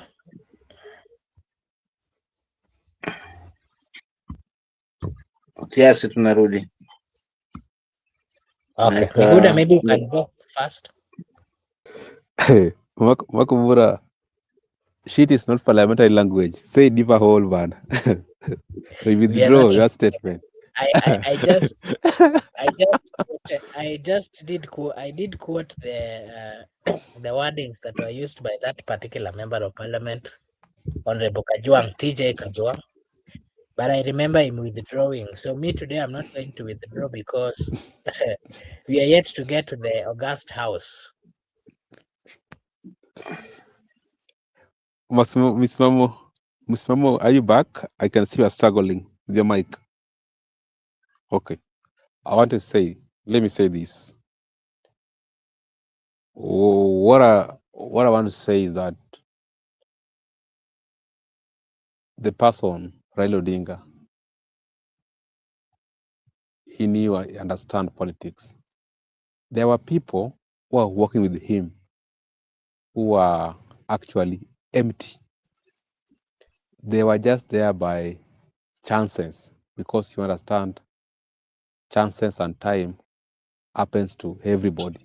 So time and chances happen to them, and they find themselves in Raila's camp. But deep down, some were not genuine soldiers, some were not genuine leaders, some were just called from campus or universities to be members of parliament. Some were called from abroad. Remember, there are many people, even Moses Kuria was called to come back and become a leader. Washington Jacob Midio, the late, was called from Washington to come and become a leader. Some were just poached from the university to become leaders. Anyway, some people were never prepared for leadership from the time they were young. Some people have never dreamed to be leaders. Some people have never had any vision to lead a society. So they find themselves in Odinga's camp. Now it's coming very difficult for them to cope up when Raila is no more. That's why you end up asking yourself question, really, is this so and so? Because Raila was an umbrella that covered all of them. You could not realize their weaknesses and their strength. And the same people were the first people to kick people out of ODM. Anytime they could kick potential people. They could kick potential people. They could kick people like Ababu and Mwamba, who are very potential leaders. Right now, they want to kick Sifuna, who's a potential leader, because they are not potential.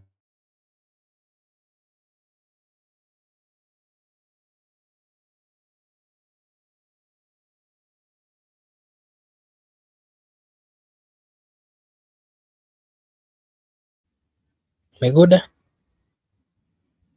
are you there? Msimamo, you can go.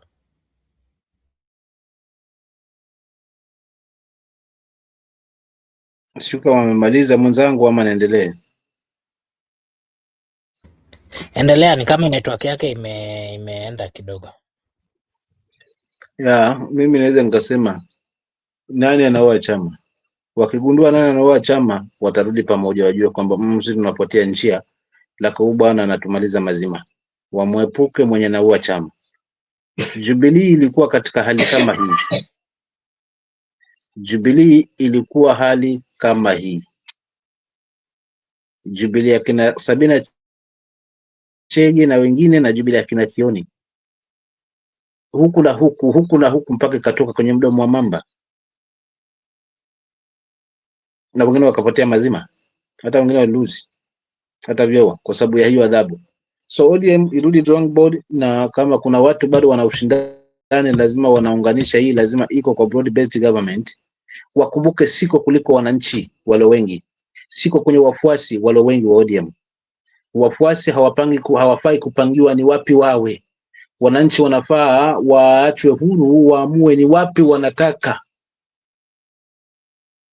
Hii masuala ya kupangiwa na viongozi kwamba tuliachwa hapa na sisi tuna nyinyi tuwe na sisi hapa, hii ni kamba, ni cover up watu wengine wale washibe na wengine bado waendelee haswa kumeza mate.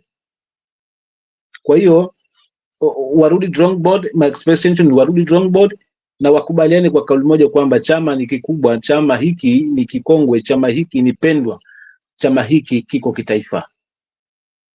Kwa hiyo hii ndoa waikatishe hii, kwa sababu haina maana yoyote tangia haya mambo 10 yawekwe mpaka sasa hivi gani limetimizwa. Na katika malumbano haya yatatimizwa lini? Haya 10 kwanza ambayo yalikuwa na tija. So it's like ni wakati huu, kwa sababu sauti haipo, ilikuwa imezuia, kila mtu anakuja na mbinu yake, but wengine nia yao haswa ni kukuua chama mazima. Lakini sasa atatumia hao wanarudi kuweza kuwatafarukisha, hawa na mitazamo hii, hawa na mitazamo hii. Mwisho wa siku chama kimesambaratika. Ni faida kwa mwingine, maana ataingia juzi hapa anasema vita vya panzi siku zote ni furaha kwa kunguru. Kila wanavyopigana jamaa pale ndio kwenye kitoweo hapo, kila wanavyopigana kunguru anajua hapa ndio kwenye shibe. So nafikiri wagundue kwamba hii ndoa haina tija, na iliyoleta huu msukosuko wote ni hii ndoa ya ukuhuba wa broad based government. Waweke wazi wale ambao wanataka wabaki broad based government, wabaki broad based government yao, but for those ambao hawaamini na masuala broad based government, kwa sababu haya mambo 10 pia hayajatimizwa, waachane na mambo 10 na warudi kwenye party, waingie mashinani, kuendeleza sera ya chama kitaifa, si region. Hayo ndio yangu naweza nikazungumza, na hayo pengine maybe ndio inaweza nusuru hiki chama. Wakubaliane kwa kauli moja kwamba hii ndio na mkataba tunauvunja.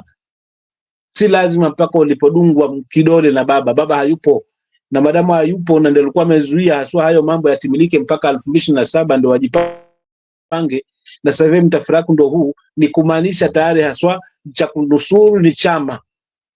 Na nani analeta haya yote? Ni huu kuhuba wa ODM kuwa ndani ya broad based government. Kwa hivyo huu mkataba hauna tija, maana unaumiza chama kimoja ambacho ni ODM. Vyama vingine viko salama, havina wasiwasi. Lao kungekuwa kuna mgongano wa vyama ndani ya broad based government ambao umeinvolve broad based government, hata UDA tungesema, but UDA imetulia, inafanya mambo yake. Wanaozozana ni ODM.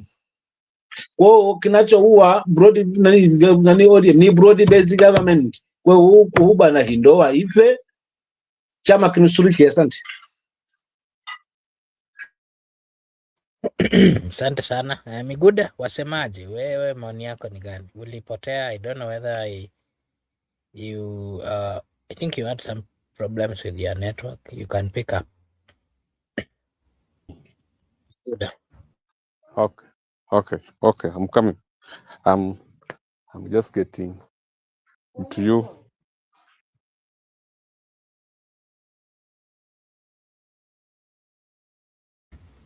Okay, thank you. As we wait for Miguda to give his view, allow me to acknowledge. Hello. Okay, I'm saying. Oh, I was saying what happened, that Raila used to build strong political party.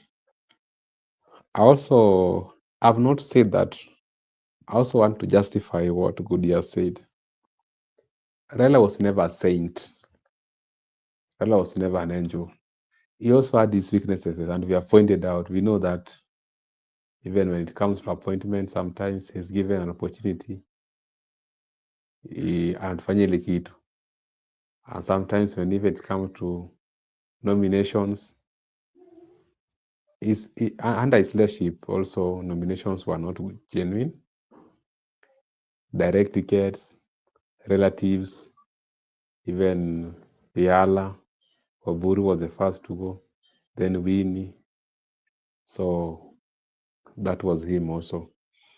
He loved his people, he loved his inner circle, relatives, family.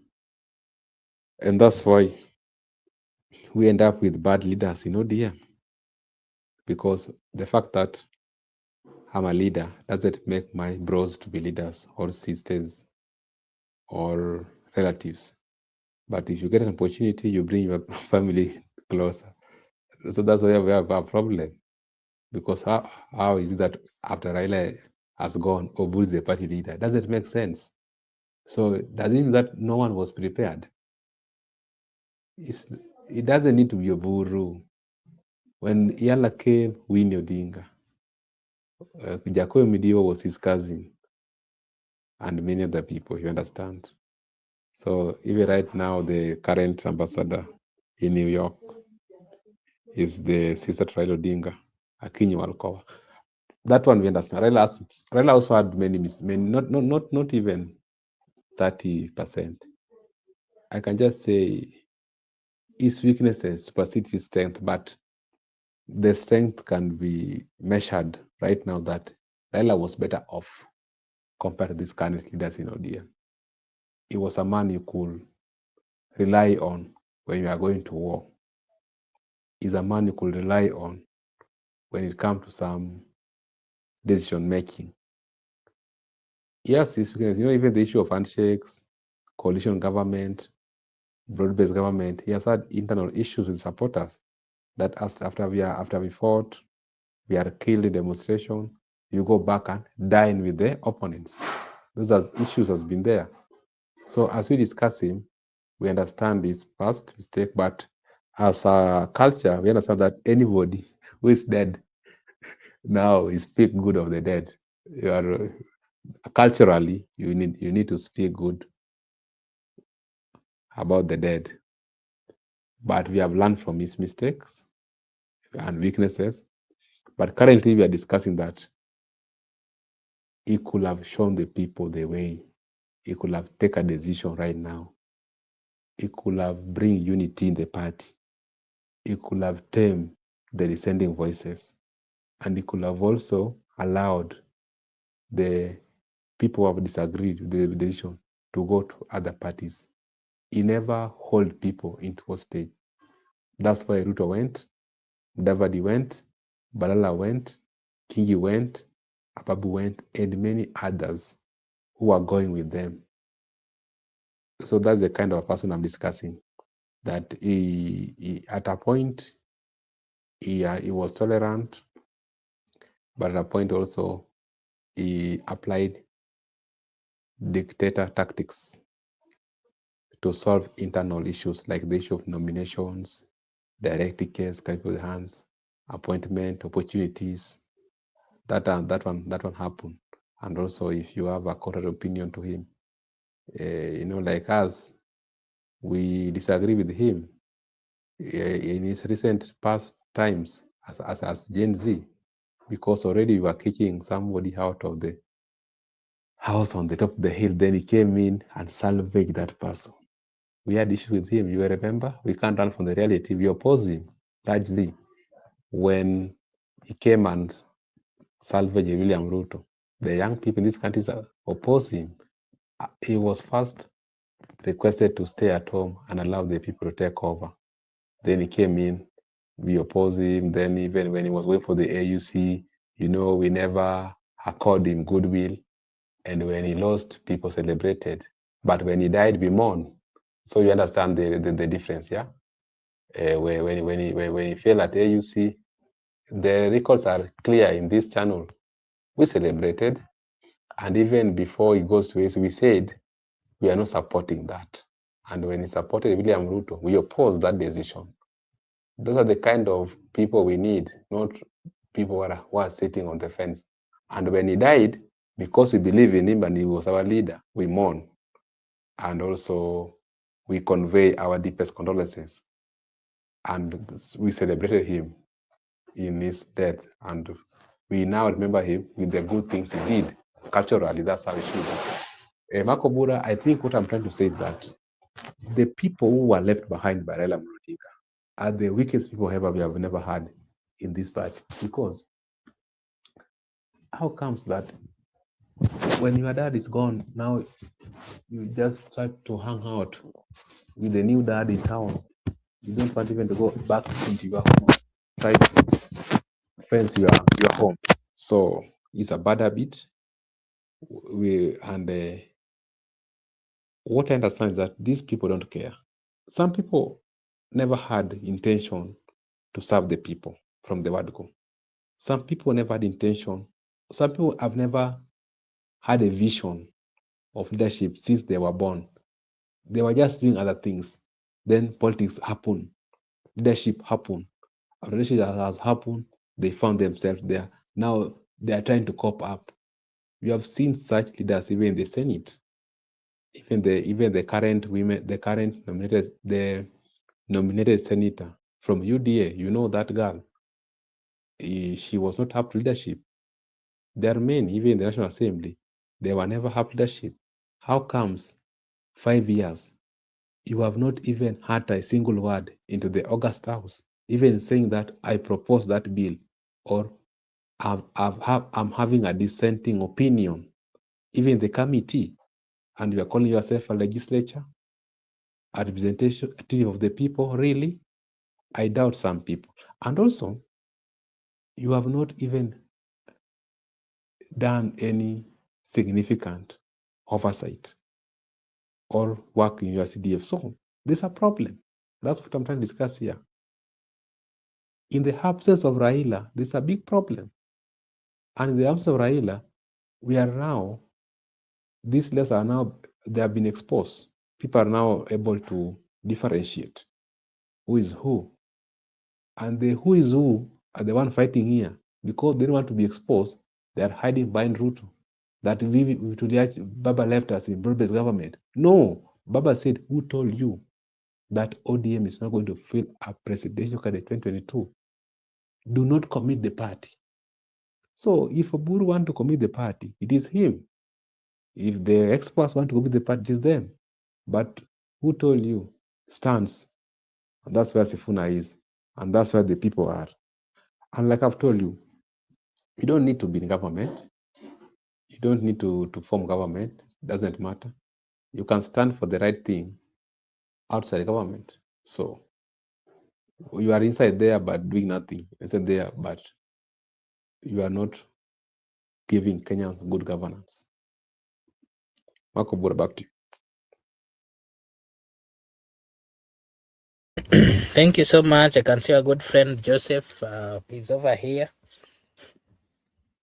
Joseph, habari ya leo, na wewe unasemaje kuhusu mambo ambayo yanaendelea bado kwa ODM, na vile unasemaje, what would be the repercussion should these issues or disagreements fail to get solved? And again, why do you think Sifuna and Ida Odinga and the Ida Odinga team are against this other side of Wanga, Junet, amongst others? What is really happening? Joseph? Thank you so much, Marco Bura. I want to greet all the panelists who are here, Msimamo and Mark Miguda, and Mark Miguda and Miguda, and hope that you are doing all fine. I'm doing fine, quite well.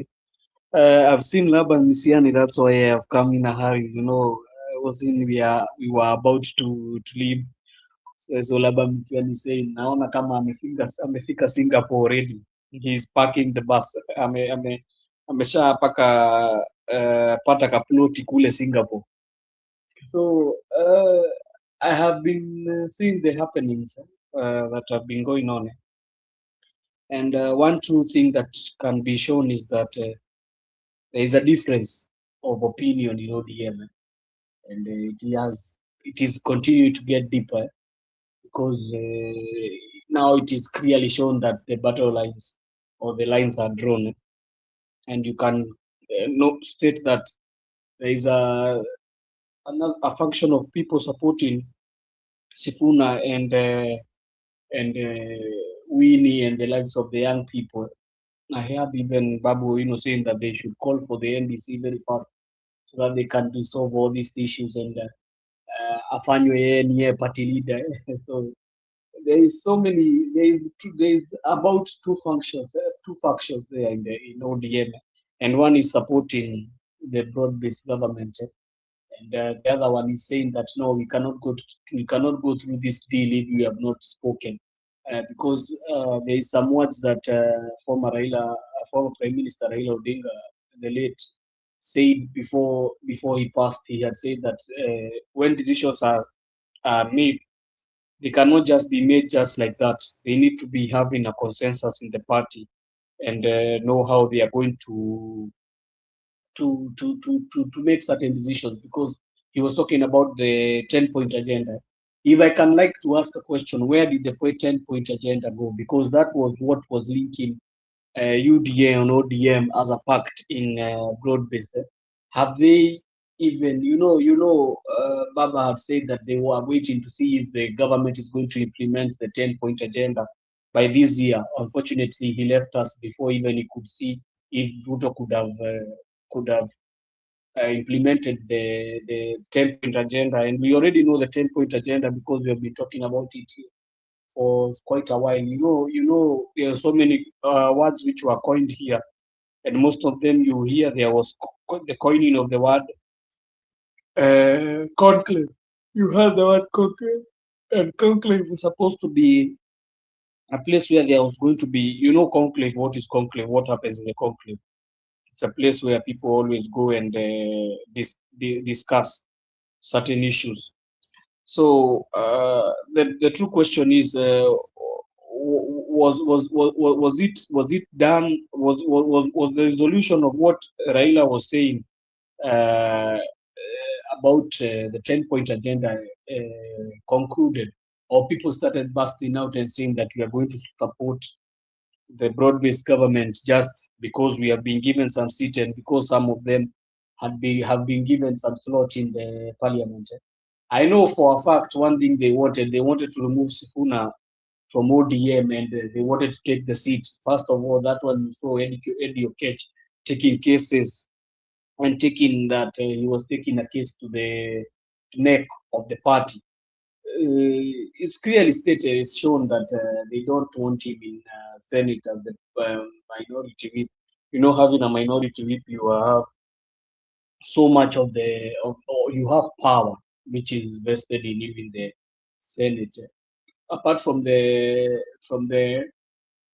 minority leader in the Senate, we have the whips, and the whips are very strong. They are supposed to whip the members so that they can vote in a certain way.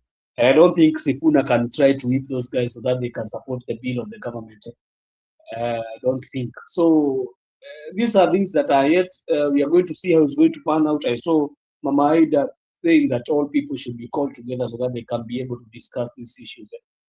But it's very certain that if the things continue the way they are continuing, if the war is going to continue the same way, it means that even leave the two factions we are seeing, it is going to be split into many factions. As you have seen, even ODM, the leaders from Coast, they are saying, the likes of Akina Joho, they are saying that they want to break away and have, if Joho is not going to be announced as the party leader, they are going to leave ODM. So this is going to have so much ripple effects in ODM as a party. And we are going to see as things go by, the only thing that we have is only time, so that we can see what will happen. So back to you, Marco.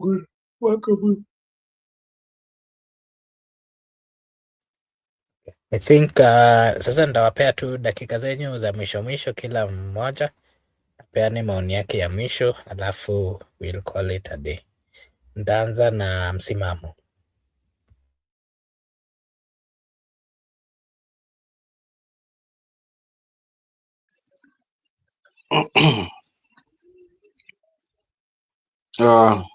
Asante ndugu yangu host.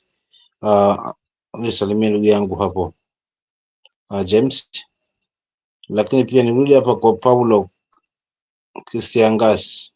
As a former MP Pondo Kaluma says, it is very sweet to eat in the government you did not elect. Wa hapo patamu. Lakini sasa kikubwa hapo kwa huyu ndugu yangu mwingine anayesema masuala na Singapore. Sasa tusikize kauli za viongozi wanavyozungumza kwamba ni vyema kula haswa kwa serikali ambayo hujaichagua. Tunajiuliza swali, nani anakula hapo? Yeye kiongozi ama mwananchi?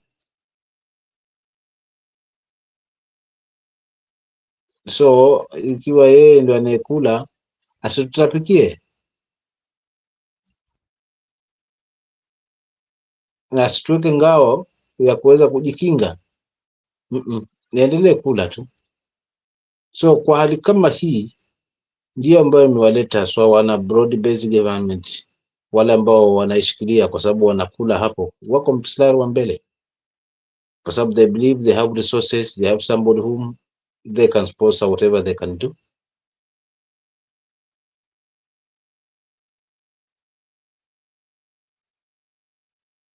But kile wanakosa ni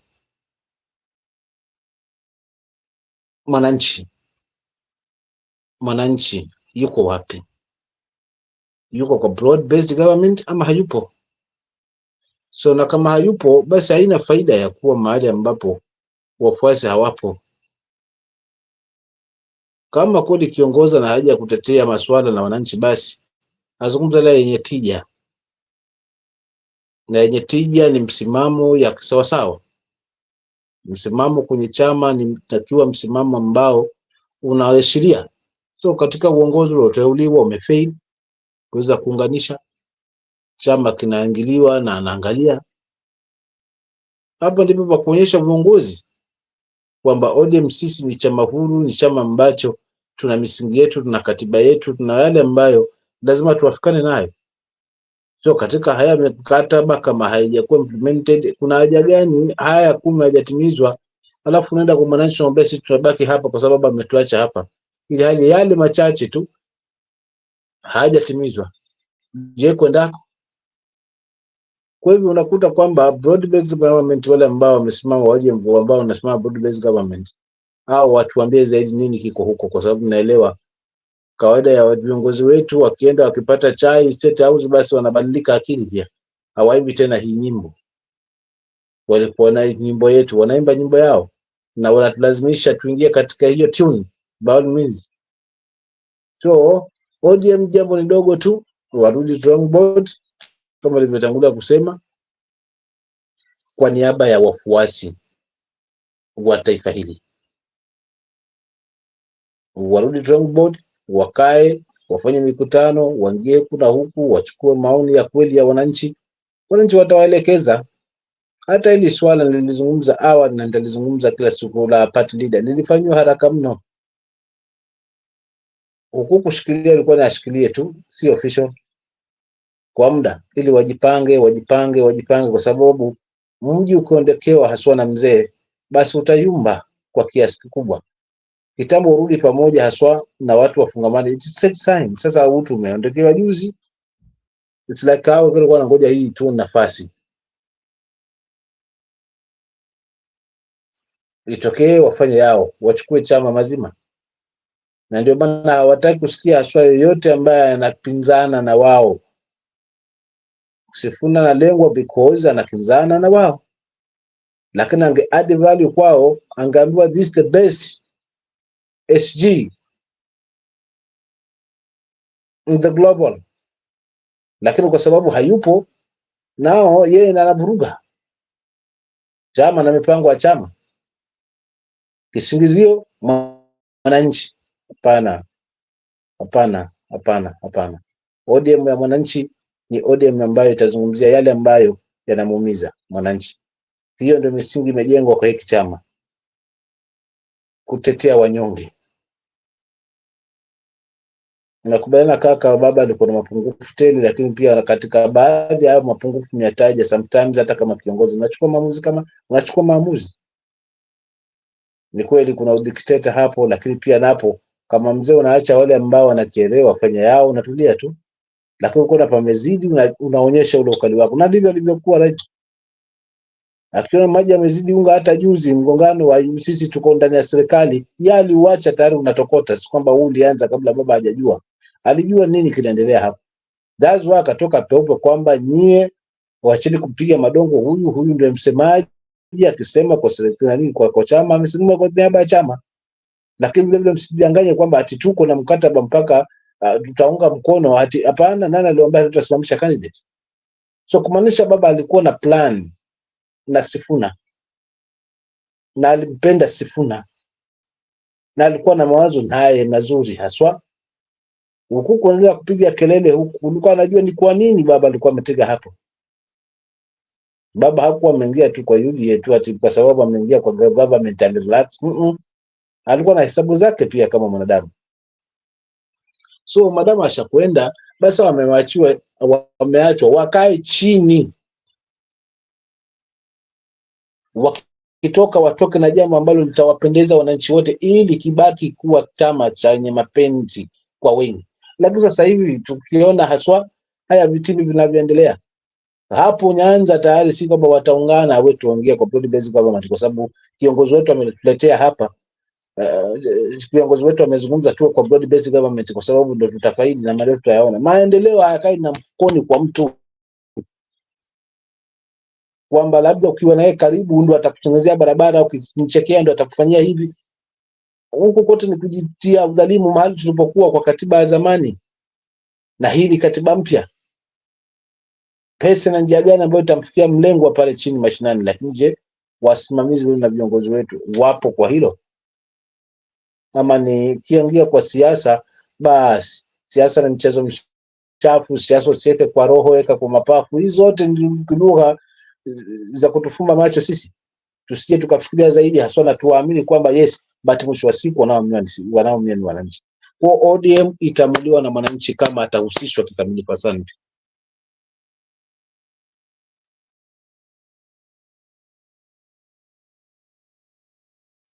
Asante Joseph, maoni yako ya mwisho.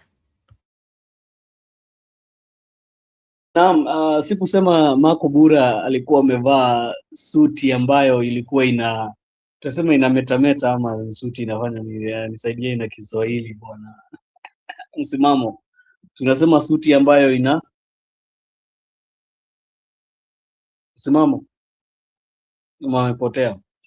So Marco Bura, Nakupata. nilikuwa nauliza, tunasema suti ambayo inafanya nini? Hapo umenipigia tatu bila. Nauliza mtu anasema suti imeng'ara kama nini? Ya Kiswahili chanipiga mimi. Suti unasema imeng'ara kama dhahabu. Unaweza sema imeng'ara kama dhahabu, unaweza ni vyovyote vile. Imeng'ara kama almasi. Imeng'ara. Haya, sawa, nitasoma imeng'ara kama almasi. Hiyo ndio jina mzuri. So Marco Bura, very sorry, leo nimekuja nimechelewa. Naomba radhi. Niko busy kidogo, nimeshikana kidogo, nikiwa ninapataga time uaga, nikipata muda uaga unanipata hapa. So for certain, one thing is we are going to see as event fold in ODM. This one even no need even for us to say what or even predict or do everything we are doing here. Time is just of the essence, and we have time. God is going to keep us here. We have time. We are going to see how they are going to deal with this, because this is a very crucial stage for ODM as a party. If they're not going to get their act together this time, I'm telling you, Makobura, it might be the end of ODM. But if they're going to get their act together, they might even field a candidate who is going to be very strong in the 2027 elections. And even one thing I was hoping for ODM they could have done is they could have fielded a candidate at this moment, because this moment was very easy for ODM to have a very good candidate they could have projected as a national candidate who can be able to kupigania kiti ya presidency. But all in all, some of them, some are in payroll of some people, so you cannot say anything. So, and some are trying to, wengine wanajaribu vile wataweza rescue the chama. So, for me, I don't have too much things to say. I want to thank you for giving us an opportunity all the time to come and air our views in case we have time. And I want to thank you so much for that, Makobura. I hope that tomorrow is on a Friday. Tomorrow I'm going to get time before I come. Nilikuwa nimeona umeweka link, but baadaye I don't know ilipotea potea aje. I was not able to come to get back. Sorry. I hope leo utanisamehea. But we are still together in this. Mimi nilikuambia chama lazima tuimarishe chama, Makobura. Chama lazima tuimarishe. Nitakuwa mmoja wapo. Nilisikia mpaka nilisha kutafutia memba mmoja na kwa hapa msimamo. Nataka kumcoach. Nataka nimuibe kutoka kumpoach. Nimuibe kutoka chama cha PLP. Tutengeneze yetu pia sisi tuimarishe chama chetu. Tutaenda kwa chama za wenyewe. Tutaimarisha chama chetu. Tuweze najua nimeguza mambo bura. Chama gani kaka? Nimeguza msimamo. Msimamo, tutengeneza chama ama tutengeneze? Chama gani kaka?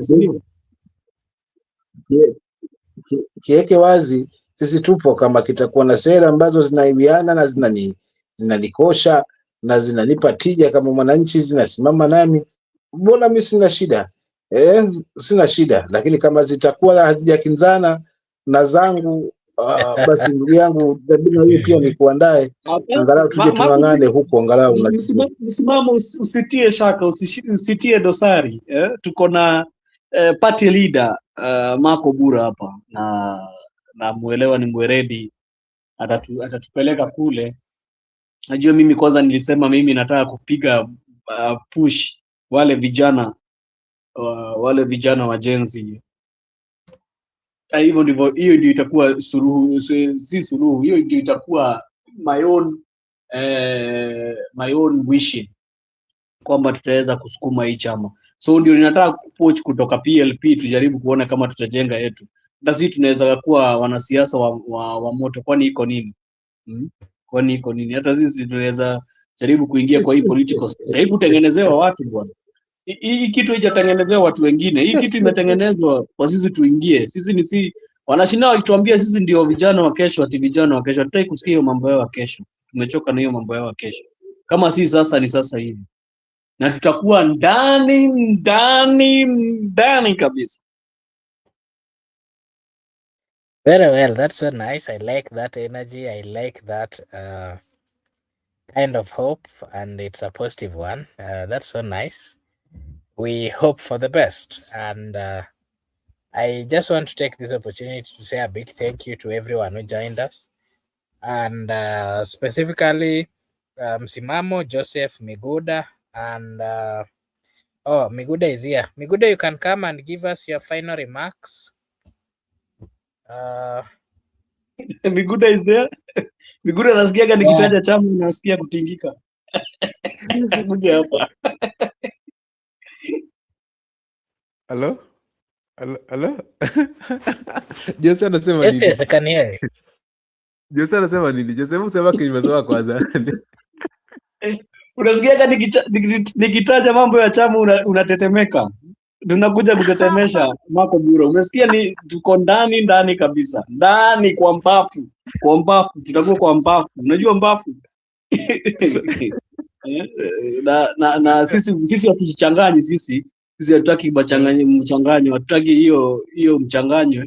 Sisi already tuko na party leader wetu ni Marco Bura, so hatutaki mchanganyo mingi. Sisi already tumeshajipanga na lengo letu, tunaenda mbele, hatuna mambo ya kuzunguana. Mimi already nimesha weka wazi ni lengo langu. Mtu anataka unaweka wazi lengo lako. Unajua saa hizi watu wanasema wewe ni mkora. Mimi nimeweka yangu wazi.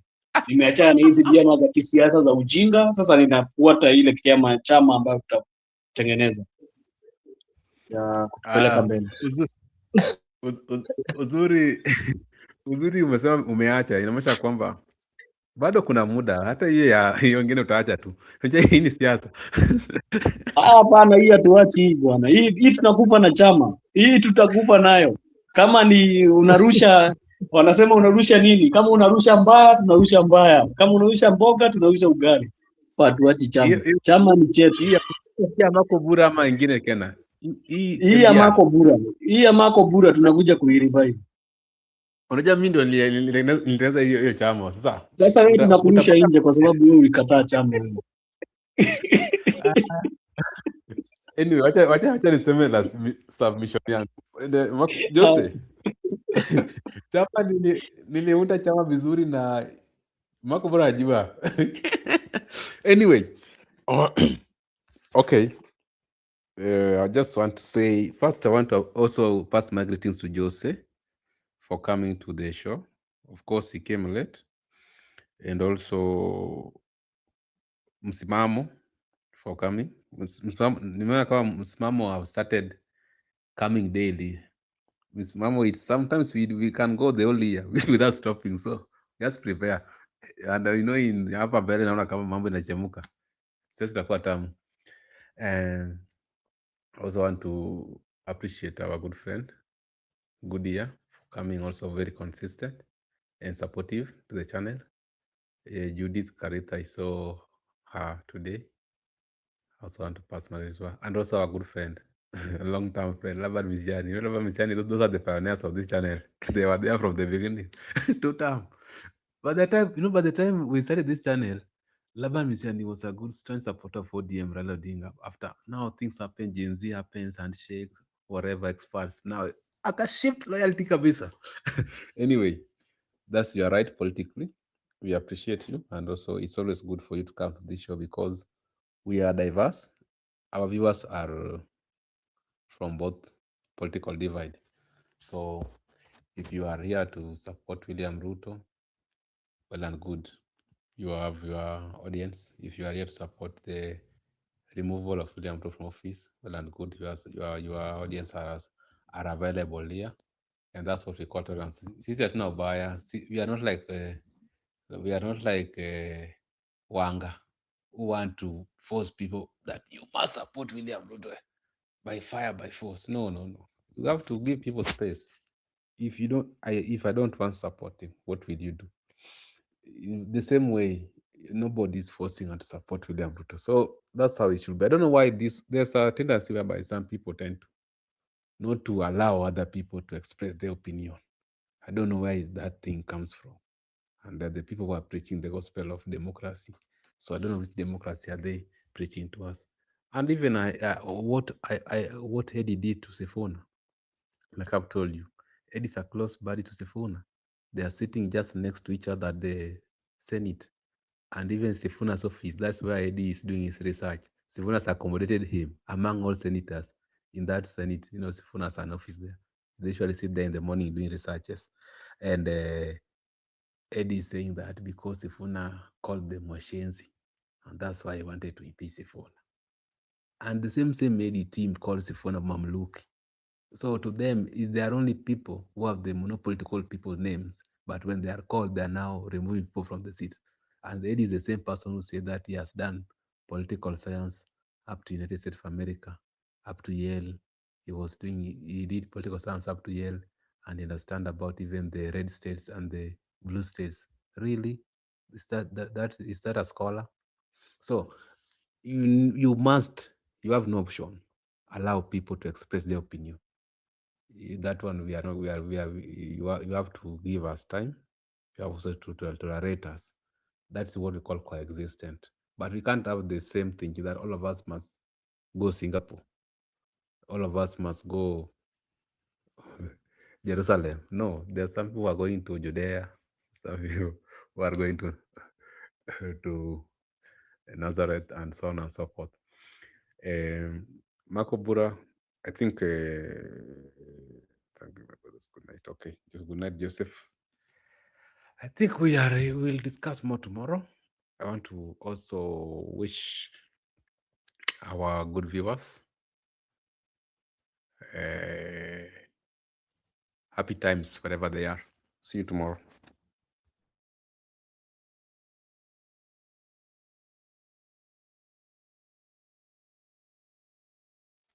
Simama, uko na mengine unataka kusema zako za mwisho?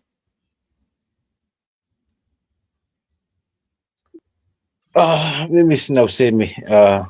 Sina usemi wangu ni kuwatakia haswa wale, kwanza ni kuwatakia nyinyi usiku mwanana, lakini vile pia wale ambao wako comment section na wanaotusikiliza nje ya hapa nchini na walio ndani ya nchi, kwamba niwatakia tu usiku mwanana, na Mungu akitujalia kesho tupo hapa, Mungu akijalia akidumisha uzima kuweza kuendeleza haswa hiki chama, maana nimeambiwa kuna chama lakini sasa party leader wangu ni Mark Obure, lakini sasa ndio sijajua ni chama gani, lakini wacha nikiweke chama cha Brad Benson Media, kwamba tuendeleze hili gurudumu kwa pamoja, kwa sababu hapa ndipo tunachambua yalivyo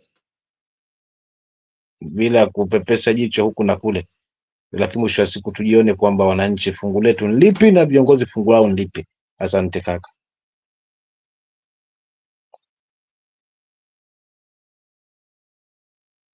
Thank you so much. Naona rafiki yetu hapa anacheka tu, ajui aseme vipi. Asante sana, thank you so much. Mwambie Kona amenibwaga, Kona amenichupa sana mwenzake bwana. Mwambie just Kona yeye amenichupa sana jamaa wangu. Nani mwanangu wa bavuni. Jana sijui after utoke tu tulizungumza mambo ya Kiswahili hapa, tulikuwa tunafikiria utarudi utufundishe Kiswahili kabla utoroke. Sijui kama ulisikia mazungumzo zetu za mwisho.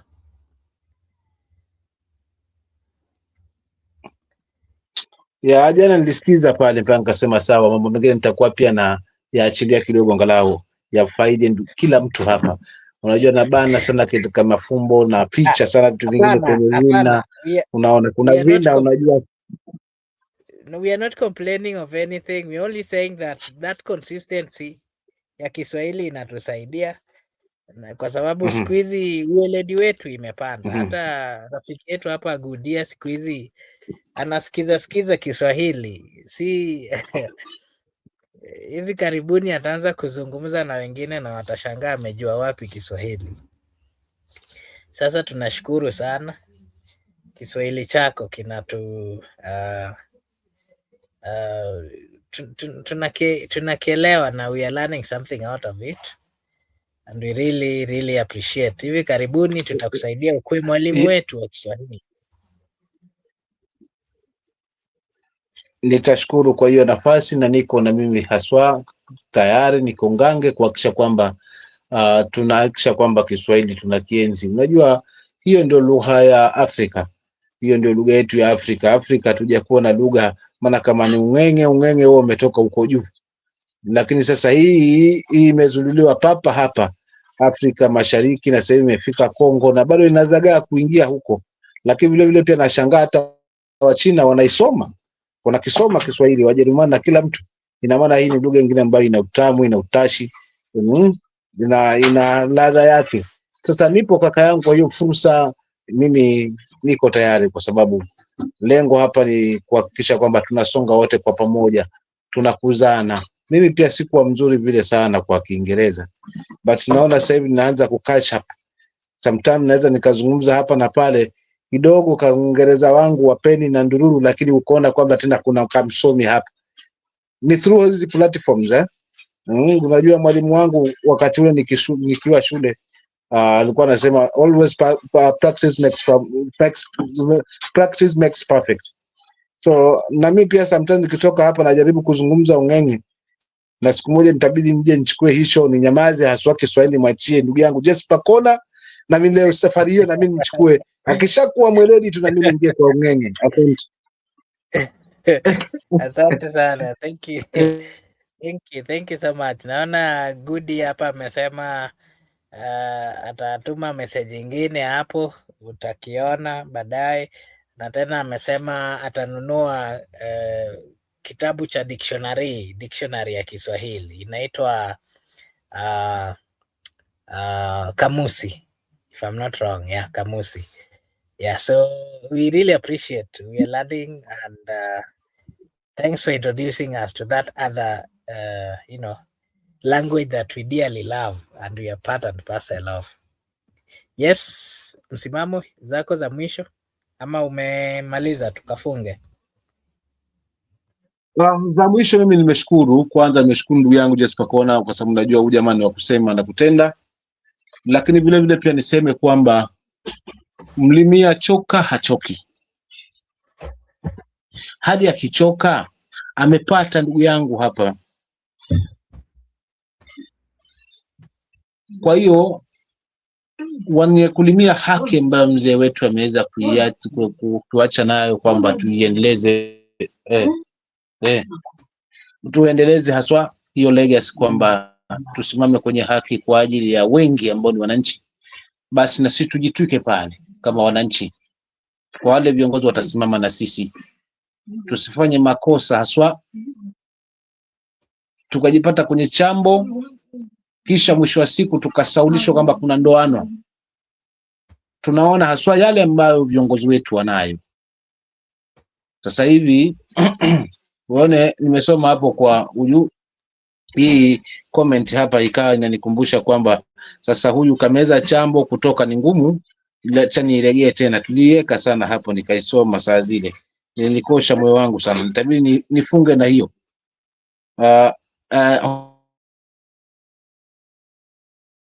Homa Bay in the government you did not elect.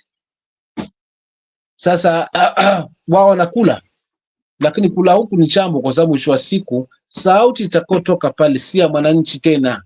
Hapo ukishakula hiyo chambo na ni wakati wako wa kula kile unakula, lakini mwisho wa siku kwamba hapo ndio umeachana na mwananchi, kwa sababu utaanza kutuletea vipindi hapa kwamba tukiwa karibu na huyu ndio maendeleo. Sasa hivi hii ndio imekuwa broad, hii ndio imekuwa sasa pesa zote za kitaifa zinalala hapa. So hiyo ni sauti yako wewe kiongozi, si sauti ya mwananchi ambaye anahitaji mtoto wake aende shule, si sauti ya mwananchi ambaye anataka matibabu, si sauti ambayo mwananchi anataka rasilimali ambayo ya kitaifa inatunzwa vilivyo, kwa sababu mafisadi wamefungwa. Hilo ndio taifa ambalo mwananchi analihitaji na amewezeshwa, vijana wamewezeshwa. Si haya masuala ya kuwekwa hatua kama tuliyoshuhudia kwamba wamepewa nyota tena kidogo, lakini sasa venye imewekwa na bwembwe nyingi kiasi kwamba inafanya cover up at the whole country, lakini kote kutusaulisha, kwa sababu hili ni tonge la mkononi. Tuchunge lisije likatusahulisha wa mvuleni, kwa sababu siku zote wa mvuleni ndio ambao unashibisha, tonge la mkononi halishibishi. Nitaachia hapo, asante kaka.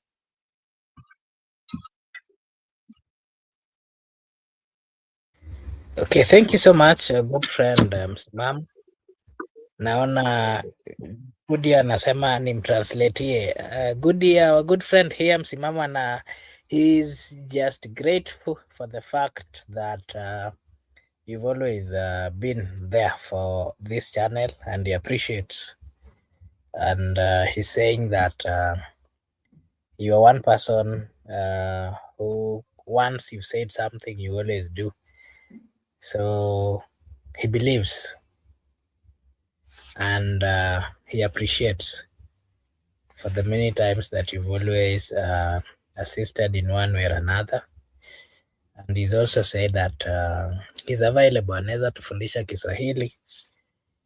He'll be our Kiswahili teacher. We just need to find time and let him know when we will start the classes so that he can give us some serious vocabularies in Kiswahili. Yeah. Meanwhile, I want to take this opportunity to acknowledge those who visited our channel: Felix Baridi, Felix Okelo, Mike Onyango, Ento Oket, Austin Okumu, and everyone who joined at the comment section. Good year, we really appreciate. I saw Laban Misiani.